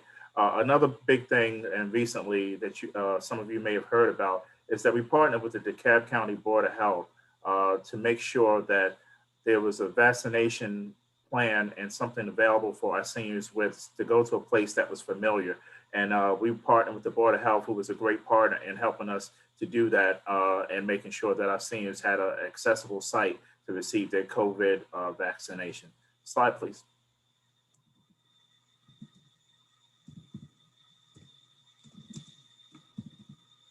One of the things that continued all throughout from, like Allison said, it's been a year, and I think a few others said it's been a year, that we never stopped providing transportation to seniors was the medical appointments needed to continue. And that's those that needed dialysis treatments and other medical appointments such as physical therapy. Those continued throughout the whole past year and from the start of the pandemic, and it's still going on now. In addition to that, we partnered with other transportation providers that we have contracts with to reposition their services to also deliver meals to seniors. And we also work with Modern Mobility to help seniors that are wheelchair bound and the like or have other ailments to utilize transportation to get to where they needed to.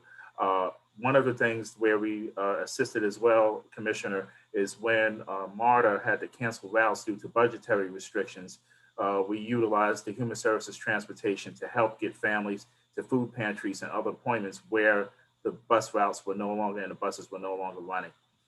Mm-hmm. Slide, please. And for our youth, with the help of the Human Services team and with Betty Davis and Jay Sean Williams and others, that helped along the way in our IT department, which was a great partner in the library and Worksource DeKalb. We were able to develop a virtual platform for our youth where all of their programming went to what we call a virtual village. So we had nonprofit entities and others with hosted classes and an array of programs that are available to youth countywide free of service. And that website is www.decalboys.org. And any child can sign and register countywide for those classes and participate. And we had a great turnout for that. We also created resource guides specific to parents for COVID resources pertaining to their children, and also hosted a mental health symposium for youth and young adults that from college bound to high school and elementary school kids to talk with experts on a panel about how COVID is impacting them in their educational environment. The other thing is that we partnered with an organization, Insight EDU, for the digital divide, because we realized that not all children had tablets or access to computers, or there were multiple children in households and they needed to access the virtual village. So we made sure that the children were able to participate in our programming, and also partner with other churches and organizations to help give out school supplies and different donations that we've received along the way to make sure that every child that we came across was school ready. Slide, please.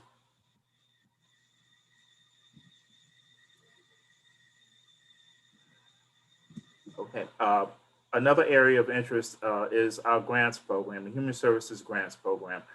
We have awarded 55 nonprofit organizations, and most of the grantees, the award ranges between $10,000 and $20,000. And it's really an extension of the Human Services Department to expand the services in DeKalb. And it's an annual process. And we give out close to $1 million. And currently we're hosting a lunch and learn where all of the grantees that we have awarded have a platform now to talk to the community and talk to each other about the different services that they're providing to the citizens of DeKalb. So I would encourage you to tune in if you can. And the 2021-22 grant cycle, for those that are on part of this town hall that want to apply or learn more about the grant process, that will kick off in May. So it's coming up, and that ends in June. So if you want, would like to apply, throw your name in a hat, get into the application process and see where it goes. But we are welcoming nonprofit organizations to help us serve families during this time. Next slide, please.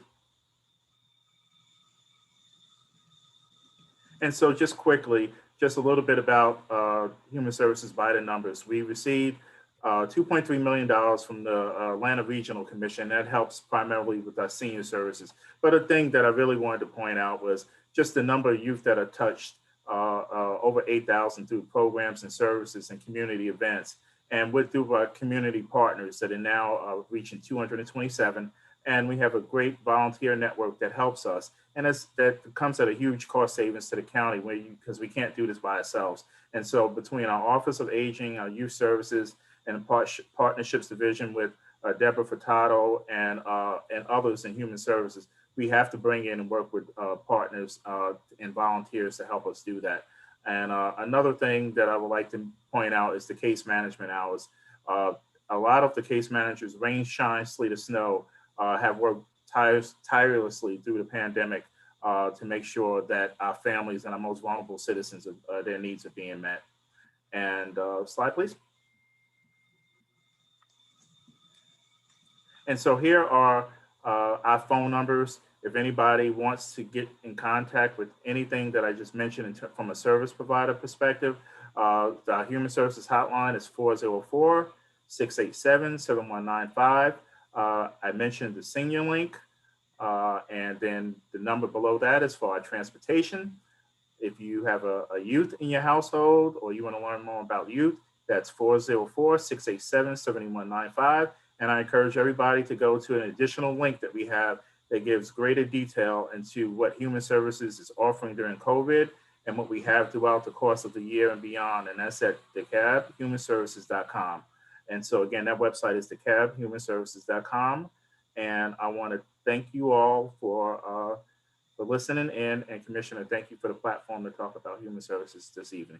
No problem. Of course, you are like all of those that are on this call, very integral to the success and stability of many people in DeKalb, particularly those who are most vulnerable. So oftentimes I think people aren't aware. I know I partner with you, of course, on the reading program that we do. Alongside 2 or 3 different agencies that utilizes our seniors and just a robust platform of programs. So thank you for what you do. And in the spirit of time, we are going to move right along. There were no specific questions for you, Mr. Scott. I think you really informed people of what you do. So perhaps next time there will be. The next presenter that we actually have is Ms. Tracy Hutchinson, our Director of Sanitation. Thank you so much for being present with us. I know, Ms. Hutchinson, I work with you and we communicate daily. So let's have the conversation and you can go right into your presentation. Okay, thank you, Commissioner. Thank you so much for the invitation tonight. And again, I am Tracy Hutchison. I am the Director for Sanitation and Beautification. I'm sitting here trying to cut my video on, but I'm going to move on. And again, just to thank you for the invitation. So the next slide.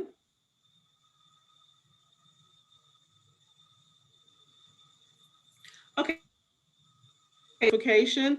Again, you see us 52 weeks out the year. We're out there performing your trash service. So currently what we have going on right now within sanitation, I'm going to go over a few things because I think it's very important that I talk about our website and the services that we provide in sanitation, and of course the services that we provide in beautification also.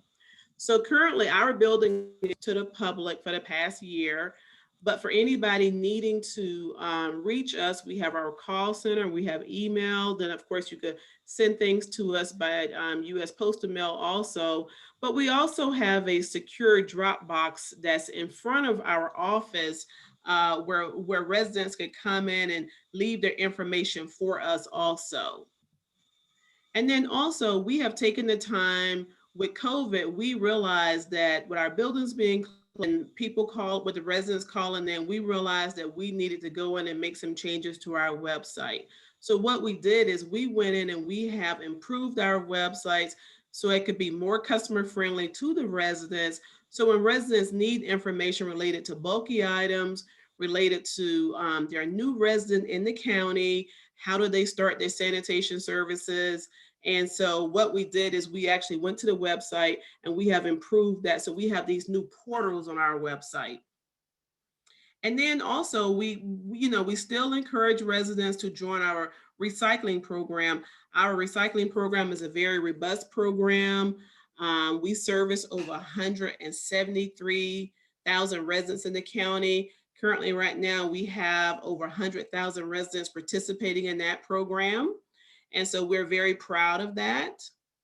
And so, and then also, we still encourage residents to also to apply for roll carts on the website also. And then also we do offer backdoor services. We have some residents that have trouble bringing their carts down to the curb. So we do offer the backdoor service for the residents, whereas you fill out the application, it needs to be certified by the doctor. And then we will actually come up to your house, pull that cart down, service it for you, and we will return that cart back to you.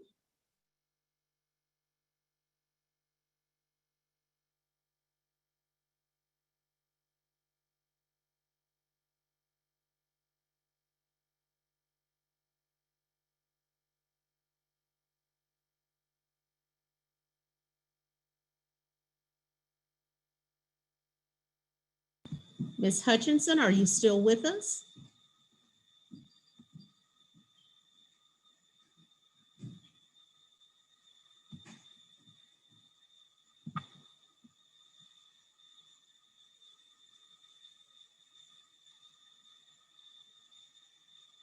Allison?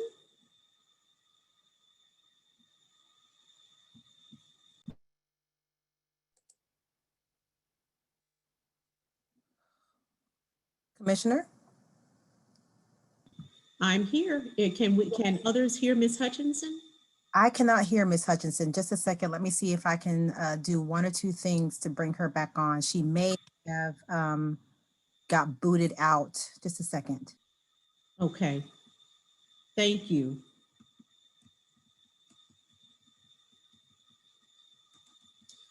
For everyone watching, I assume that you can still hear me. We are having some technical difficulties with Ms. Hutchinson and her presentation, but bear with us. I hope to have her back. It appears she may have gotten booted out. So we're going to attempt to bring her back online. During her absence, one of the things that I'd like to say, a lot of the calls that I receive and emails in our office are actually related to large pile pickup. Now, what is large pile pickup? Of course, that is when you, oh, great. I see that she is connecting with us again because I want to make sure that everyone understands the proper procedures for the pickup of large piles. Ms. Hutchinson, I think you're back. And if you would unmute, I would engage you in this conversation as well. But for those of you who Okay. large piles, I'm actually having a conversation on large pile pickup because that's the areas where I find the community seems to have the greatest confusion and don't understand the process. I don't want to cut into your presentation, but when it is complete, I would like you to address how we go about processing the additional fees for large pile pickup and what our constituents can expect after that fee is paid. And I'll let you continue. Allison, Thank you. Presentation. Okay. Thank you so much. I do apologize. Everything was going fine, but once I started touching everything and my computer, I lost my connectivity. Okay. All right. So thank you for your patience. And again, so on our website, again, we went and we have enhanced the website to make it more customer friendly for the residents. We thought it was very important that we spend a lot of time on the website, making sure that residents can maneuver and choose the items that was the most concern, which is commercial services, new residential services, request enroll cards. You had a damaged roll card, you had backdoor services, and of course, our 2021 calendar. That calendar is out there. Whenever we have a holiday, we run one day behind in servicing the residents. And then also, if you are, again, as I stated previously, if you are a disabled resident, we do provide that services also.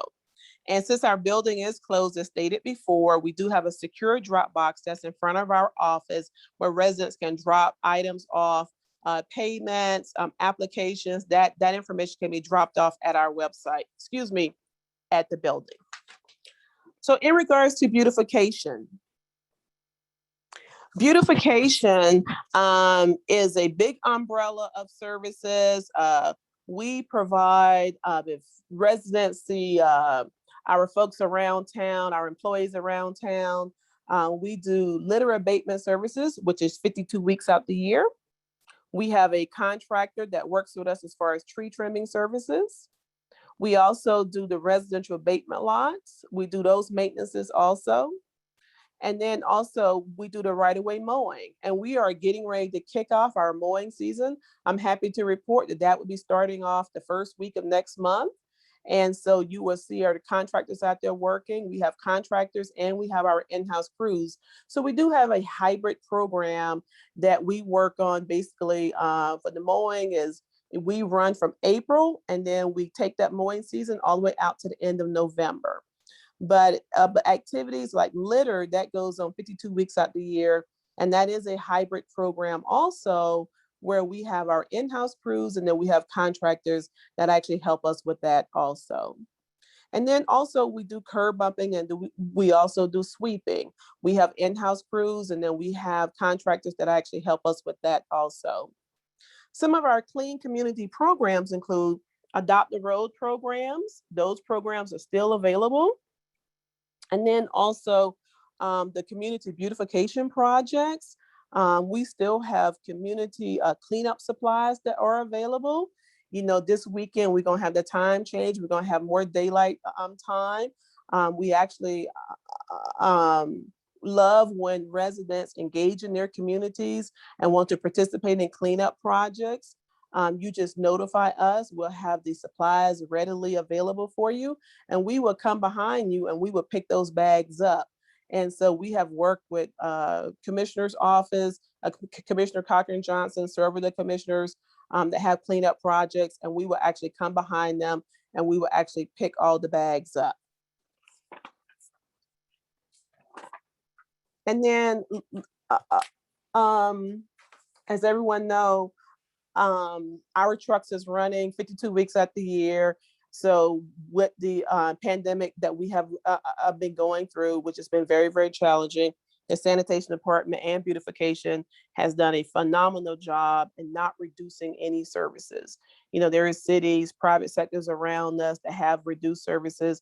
DeKalb County Sanitation is very, very committed, and we are committed to continuing to work to serve the residents of the county. And so, Commissioner, you wanted me to address the special collections or the bulk piles or the pay piles correctly? That is correct, because I find the greatest, quite a bit of confusion there and not understanding that process. And of course, you know, Ms. Hutchinson, I support all of our departments. Let me be very clear, because I understand now, being an elected official, the volume of the calls and the demands. But again, you know, I do believe that it would be helpful, and I would be more than willing to sponsor door hangers or a mailbox card, because people seem to not know. And over time, when those piles aren't collected, it leads to frustration. So please take a moment to go over how those piles are handled. Absolutely, absolutely. So your roll card is provided to all the residents. And so when you have piles that are large volumes, not properly prepared, construction and demolition material, trees that are cut down, that is not included in your annual sanitation assessment fee. Those are called special collection piles. And so a resident can go to our website on the portal, and you can request a special collection bulk pickup. You can actually fill in the questionnaire, take a picture of your pile, include it in that email, and then the email will be received by our offices. We will actually respond back to the email. We will respond back to the email. We will respond back to the email. We will respond back to the email once we look at the picture, and we will assign a price to the pile to be picked up. The minimum charge for the pile is $50. And it goes from there from $50 to $100 to $150 to $200. It's $50 increments. Once the payment is paid, we have a set of grappler trucks that will actually pick this pile up. Within 10 to 14 days, the pile will be picked up.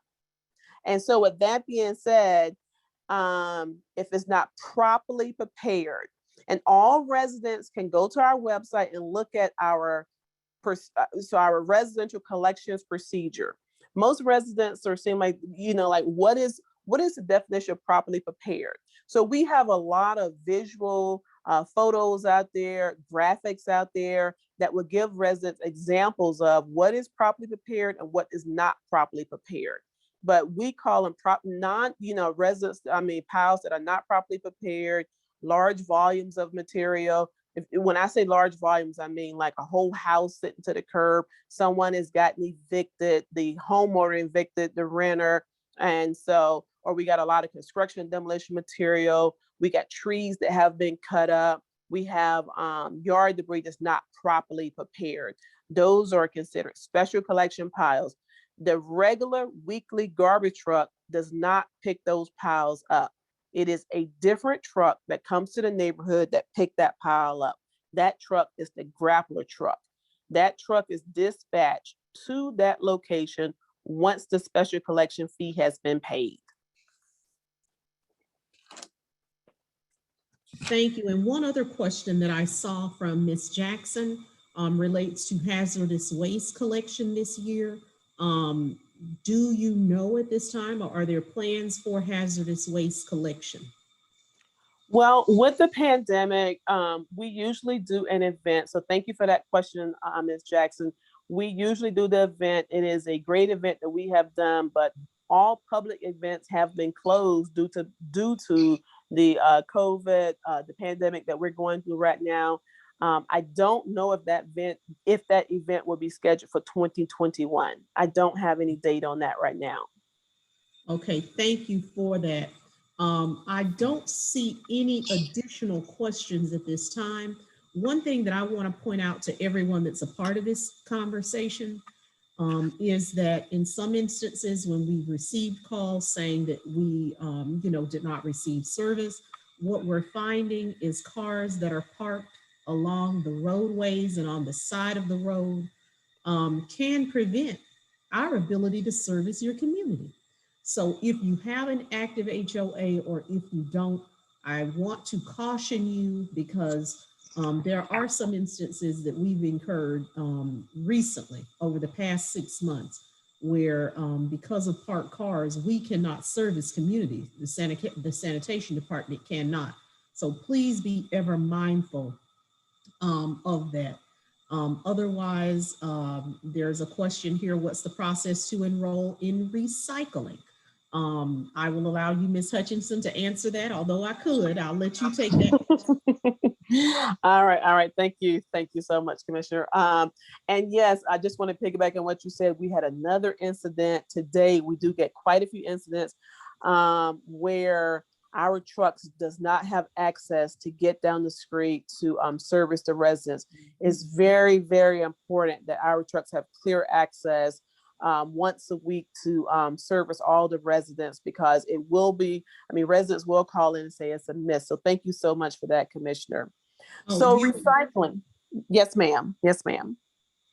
Yes, you are welcome. And also in the spirit of time, because I know that this is a long town hall, we're going to move forward. Of course, we will process any questions we didn't answer through our office.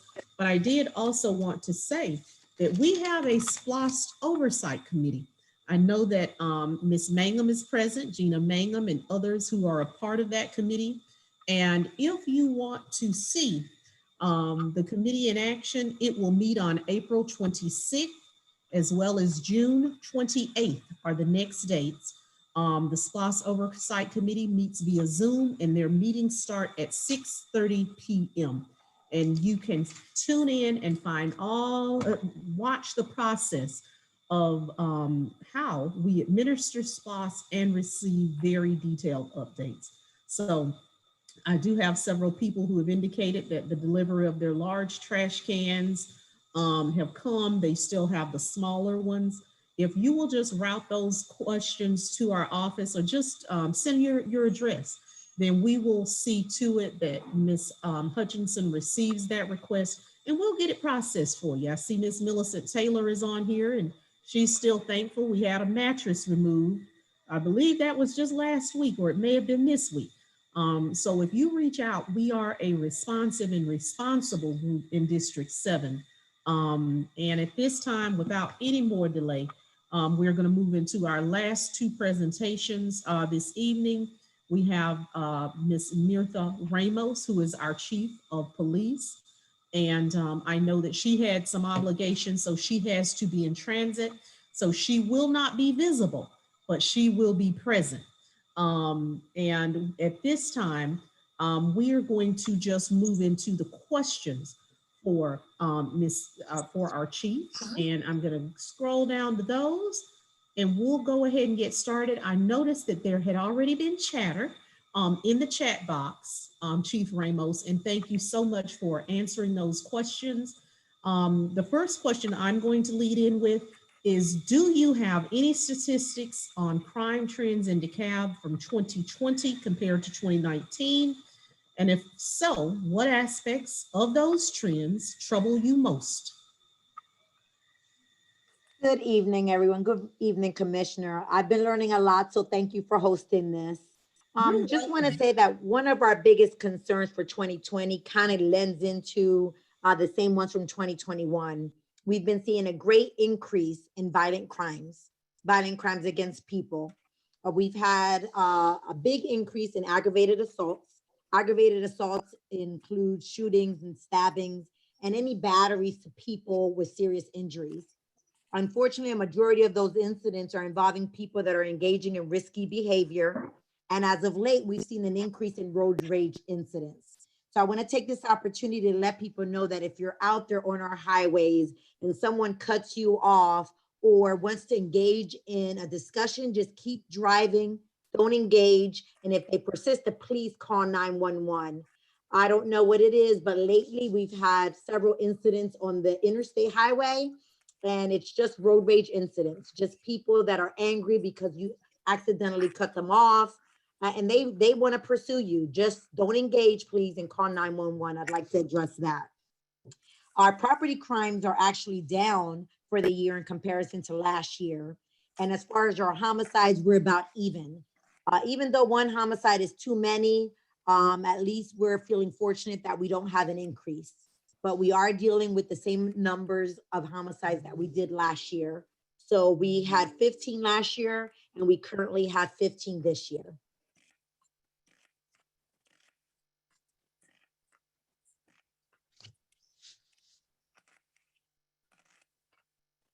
I'm sorry, I muted myself. I wanted to say thank you, Chief Ramos, for sharing those statistics. When I saw the report, it was very interesting to see that the property crimes were down, but I think that has a great deal to do with the fact that we are in the middle of COVID, and you have more and more people that are not leaving their homes on a daily basis. Of course, homicides still continue to be a major cause for concern. I do want to say that I pay careful attention to the data. And when you look at homicides, and this may be something you may want to speak to, because, you know, on previous town halls, I've had individuals that have said, you know, I'm very concerned for my safety, but homicides tend to be very personal. Most, less than 2% of individuals are victims of homicide, independent of there being previous contact, one-on-one, or some form of relationship. That's not, in my opinion, a way to set people's mind at ease, because as Chief Ramos said, one homicide is too many. However, what we're finding here, though, I know previously crime was down in all other categories with the exception of homicide. Can you speak to that, Chief Ramos? Well, Commissioner, you're absolutely correct. The majority of our homicides are known subjects. It's not a stranger on stranger. It's usually a relative or just friends that end up in a dispute over money or narcotics, generally engage in some type of risky behavior that just leads to a dispute that, unfortunately, because we lack the skills to address them and conflict resolution, they resort to shooting or stabbing each other. So that's why our homicides are up. We don't have any trends, any specific areas that they're all occurring in. They're random, just based on that impulse to react and behave aggressively in a situation that could most likely be resolved by just speaking. But unfortunately, we're not resorting to speaking these days. Understood. And I'm going to move into the second question, because this is an issue not only for DeKalb, but for police departments across Georgia and the U.S. This question states, one of the most persistent issues facing the DeKalb County Police Department is the continual turnover of officers, which has led to a continual level of understaffing, and I assume low morale.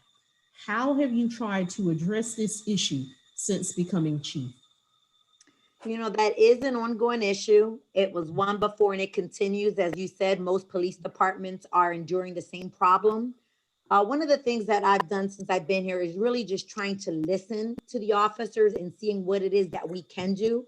There may be some things that we can't fix, but those things that we can, such as an increase in training, an increase in just supplies and providing what they need, I think that helps. We have exit interviews, and as of late, most of the people that are leaving to the private sector. Just the climate these days, Some officers aren't willing to take the risk for their families. Their families are concerned for them. So a lot of the talk is more about the current climate, though some will say they need more money for what they do or they need more benefits. The majority of those that have left as of late have been just to leave to the private sector to do something safer, somewhere where they can go to work and their families don't have to worry about them being out into the streets, risking their lives day to day. Absolutely. Now, another question that I see here that has come in. It is a persistent question in my office, and particularly during New Year's and 4th of July. So you probably know where this is headed. It relates to random gunfire. What, if anything, is being done about random gunfire? We hear day and night on a constant basis. What should residents do to help police address this issue? This issue is, as they say in law school, a slippery slope.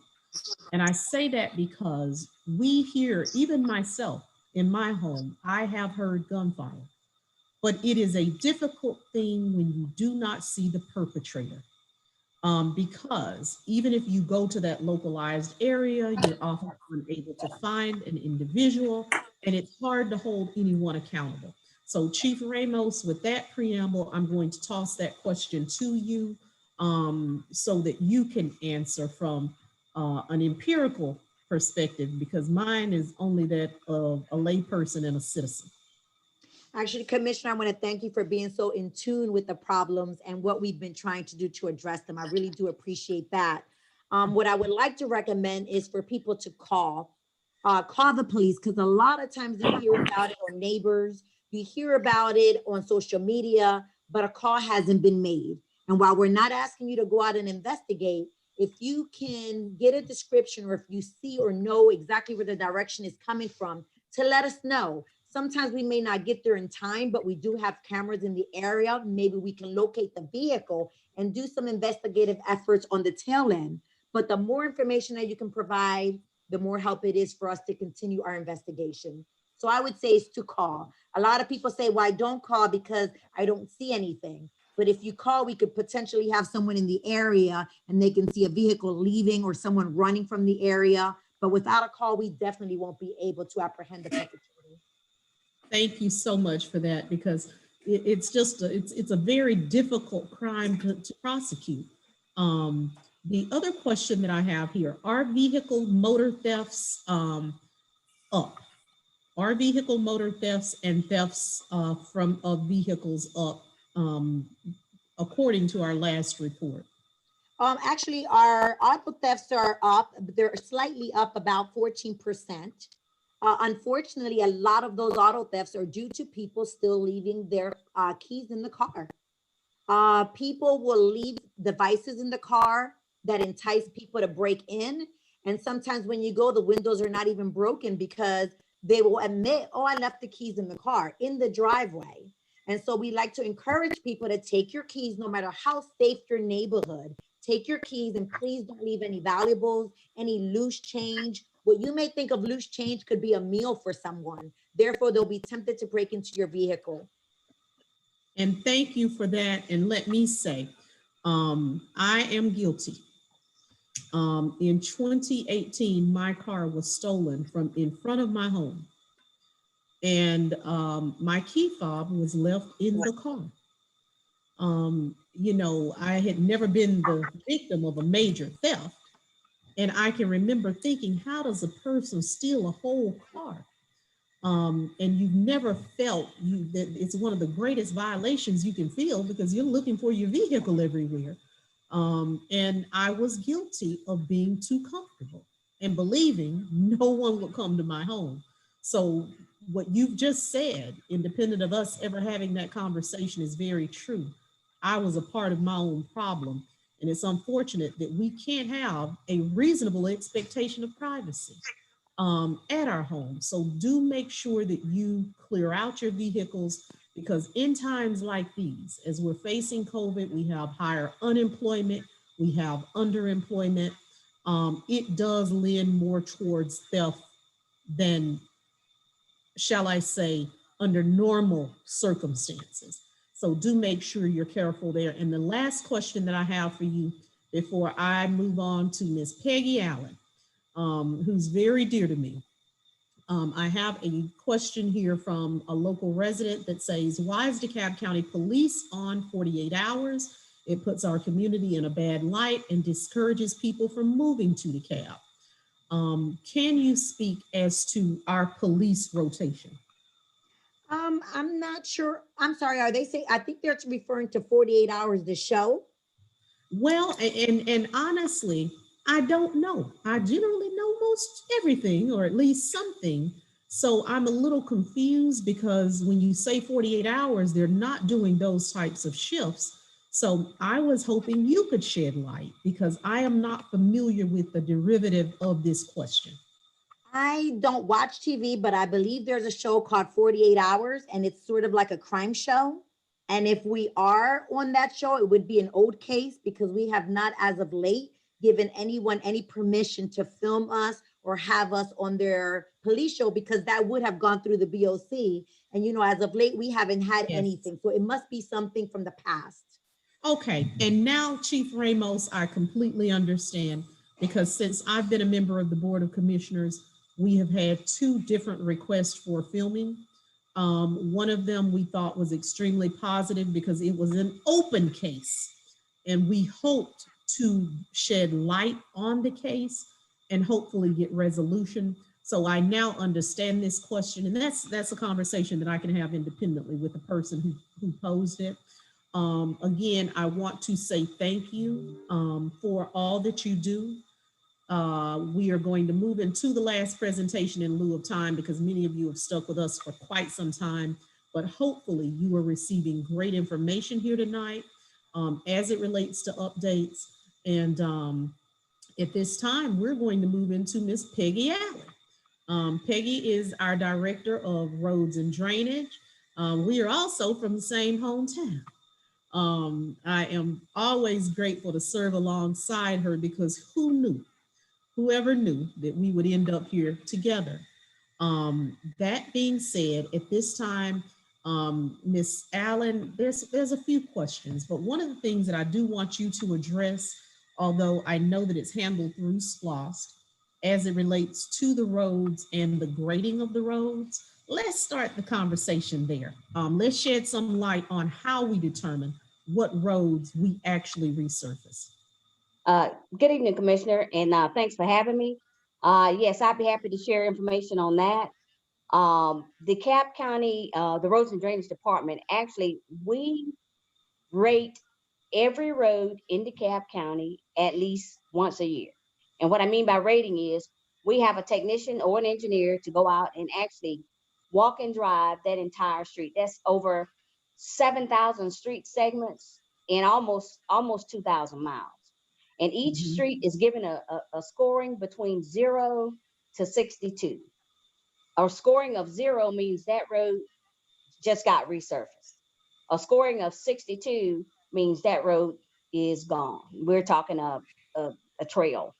The average rating of a road right now, when we look at 0 to 62, once a street gets to a rating of 30, the condition is such that if it's not resurfaced within the next couple of years, then that road's going to be lost. And the cost of resurfacing and repairing is going to go up. Currently, our cost of resurfacing roads in DeKalb County is $450,000 per mile, based on the condition.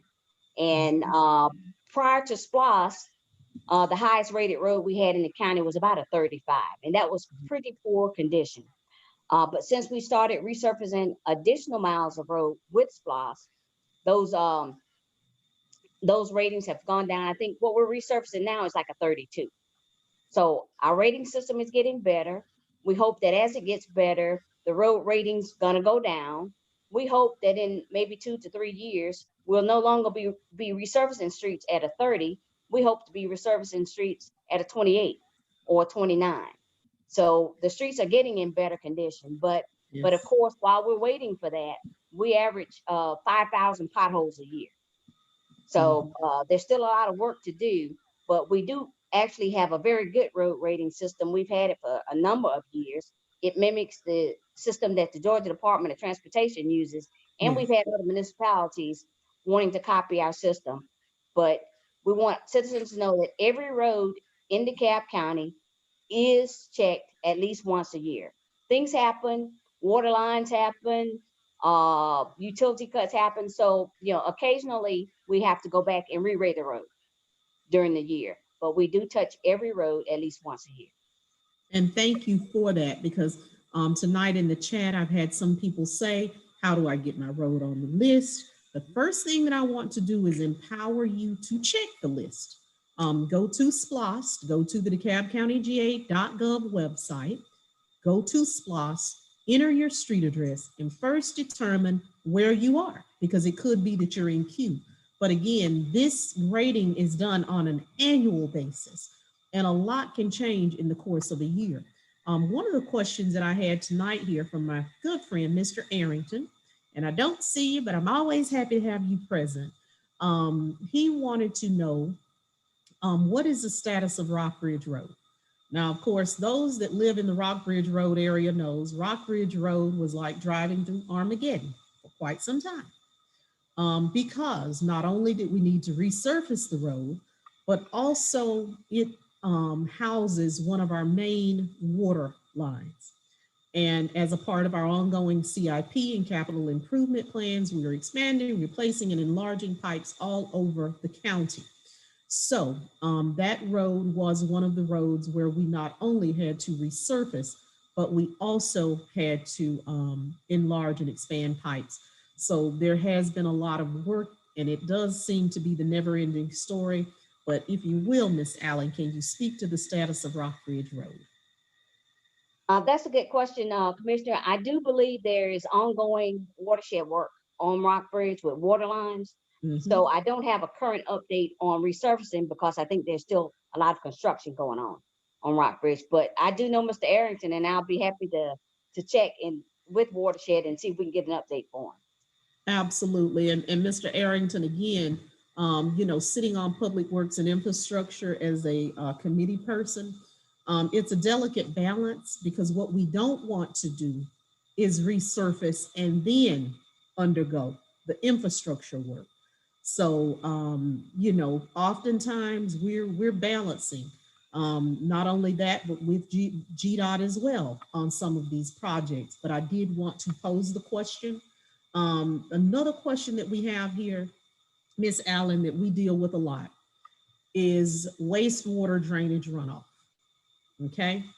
And what is our responsibility? This question says, how can we get drainage runoff cleaned out of our neighborhoods? They are causing flooding on yards and in some cases, actual residential homes. And there was a second question I received about wastewater runoff. And let me say that, a lot of what we have to deal with is quite often unfortunate, because I have seen instances where builders should have known better. But once the builder is gone, then the resident is left with the fruits of their labor. And of course, they reach out to the county, they want these things repaired. So I'm going to allow you, Ms. Allen, to respond to that question related to wastewater runoff and how the county handles it for our residents. That's a good question, Commissioner.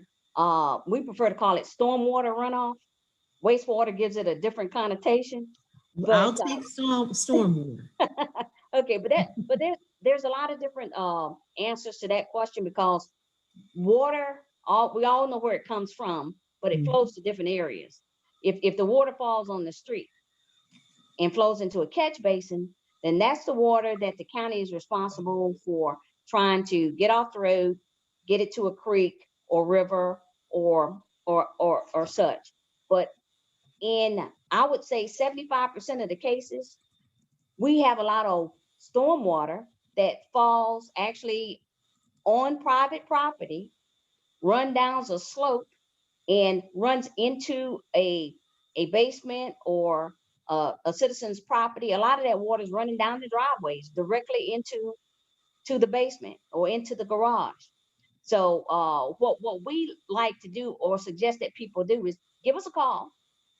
Our main office number is 404-297-3840. So we can send an inspector out to find out, where is this water coming from? Where is it going? And how should it be addressed? Is it water that the county is responsible for maintaining, or is it water that the citizen is responsible for maintaining? And I'd like to also add that when it's the citizen's responsibility, DeKalb County does have we call it a citizens drainage program, where the county will actually give citizens up to $2,500 worth of pipe or rock to handle a private drainage problem. So we don't leave you, if it's not something the county is going to take care of, we don't leave you, out there alone. We do allow you to participate in that program where you can get rock or pipe to address your private drainage problem. And thank you for saying that, because a lot of citizens may not be aware that we provide the rock as well as the pipe to assist with the stormwater. I think it comes from chairing PWI. We talk so much about wastewater. Yes. That sometimes that's where my mind is. Now, I have a question here from Miss Farmer, and obviously you are a Stonecrest resident like me.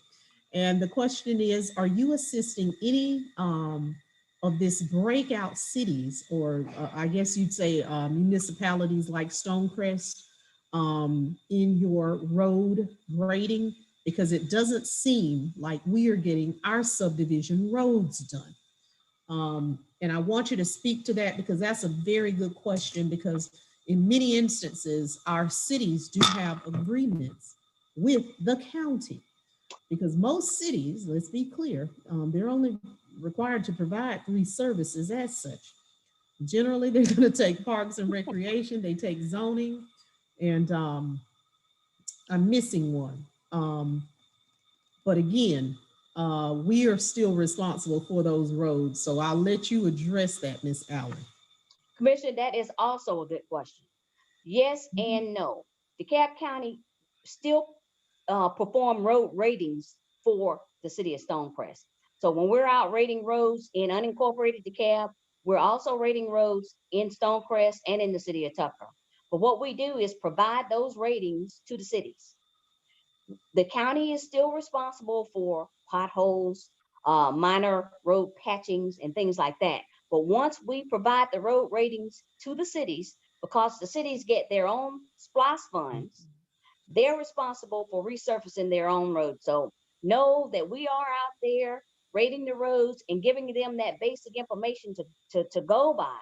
The cities are the ones who's making the decisions on which streets they want to resurface. And thank you for that, because that's so important. We can rate those roads, but we are not, other than the patching, we are not responsible for the road surfacing, because each one of our municipalities, each city receives their own SPLOST funds, and they are administering that road resurfacing program. I think we have done a pretty good job there. Now let's see here. One other question. There are a number of drainage and catch basins along certain streets that are partially or entirely obstructed by large overgrowths of weeds, grass, or dirt that is in many cases accumulated over months or even years. Is there a program or initiative that specifically addresses these problems? Commissioner, I'm glad we got that question. And one thing that I would like to share with the community is that DeKalb County is responsible for more than 25,000 catch basins. And that's quite a bit. And also, what we do is we visit at least 20% of these catch basins every year. We inspect them, we put them on a list for maintenance, cleaning, and things like that. So we do have a program where we do visit all of the, in 5 years, we visit every catch basin in the county. And that does not include the fact that when citizens call in, if it's one we haven't visited yet, we'll go out and inspect that too. But one thing that's important for citizens to know is that once we pull the lid on those catch basins, you'll be surprised at what we find.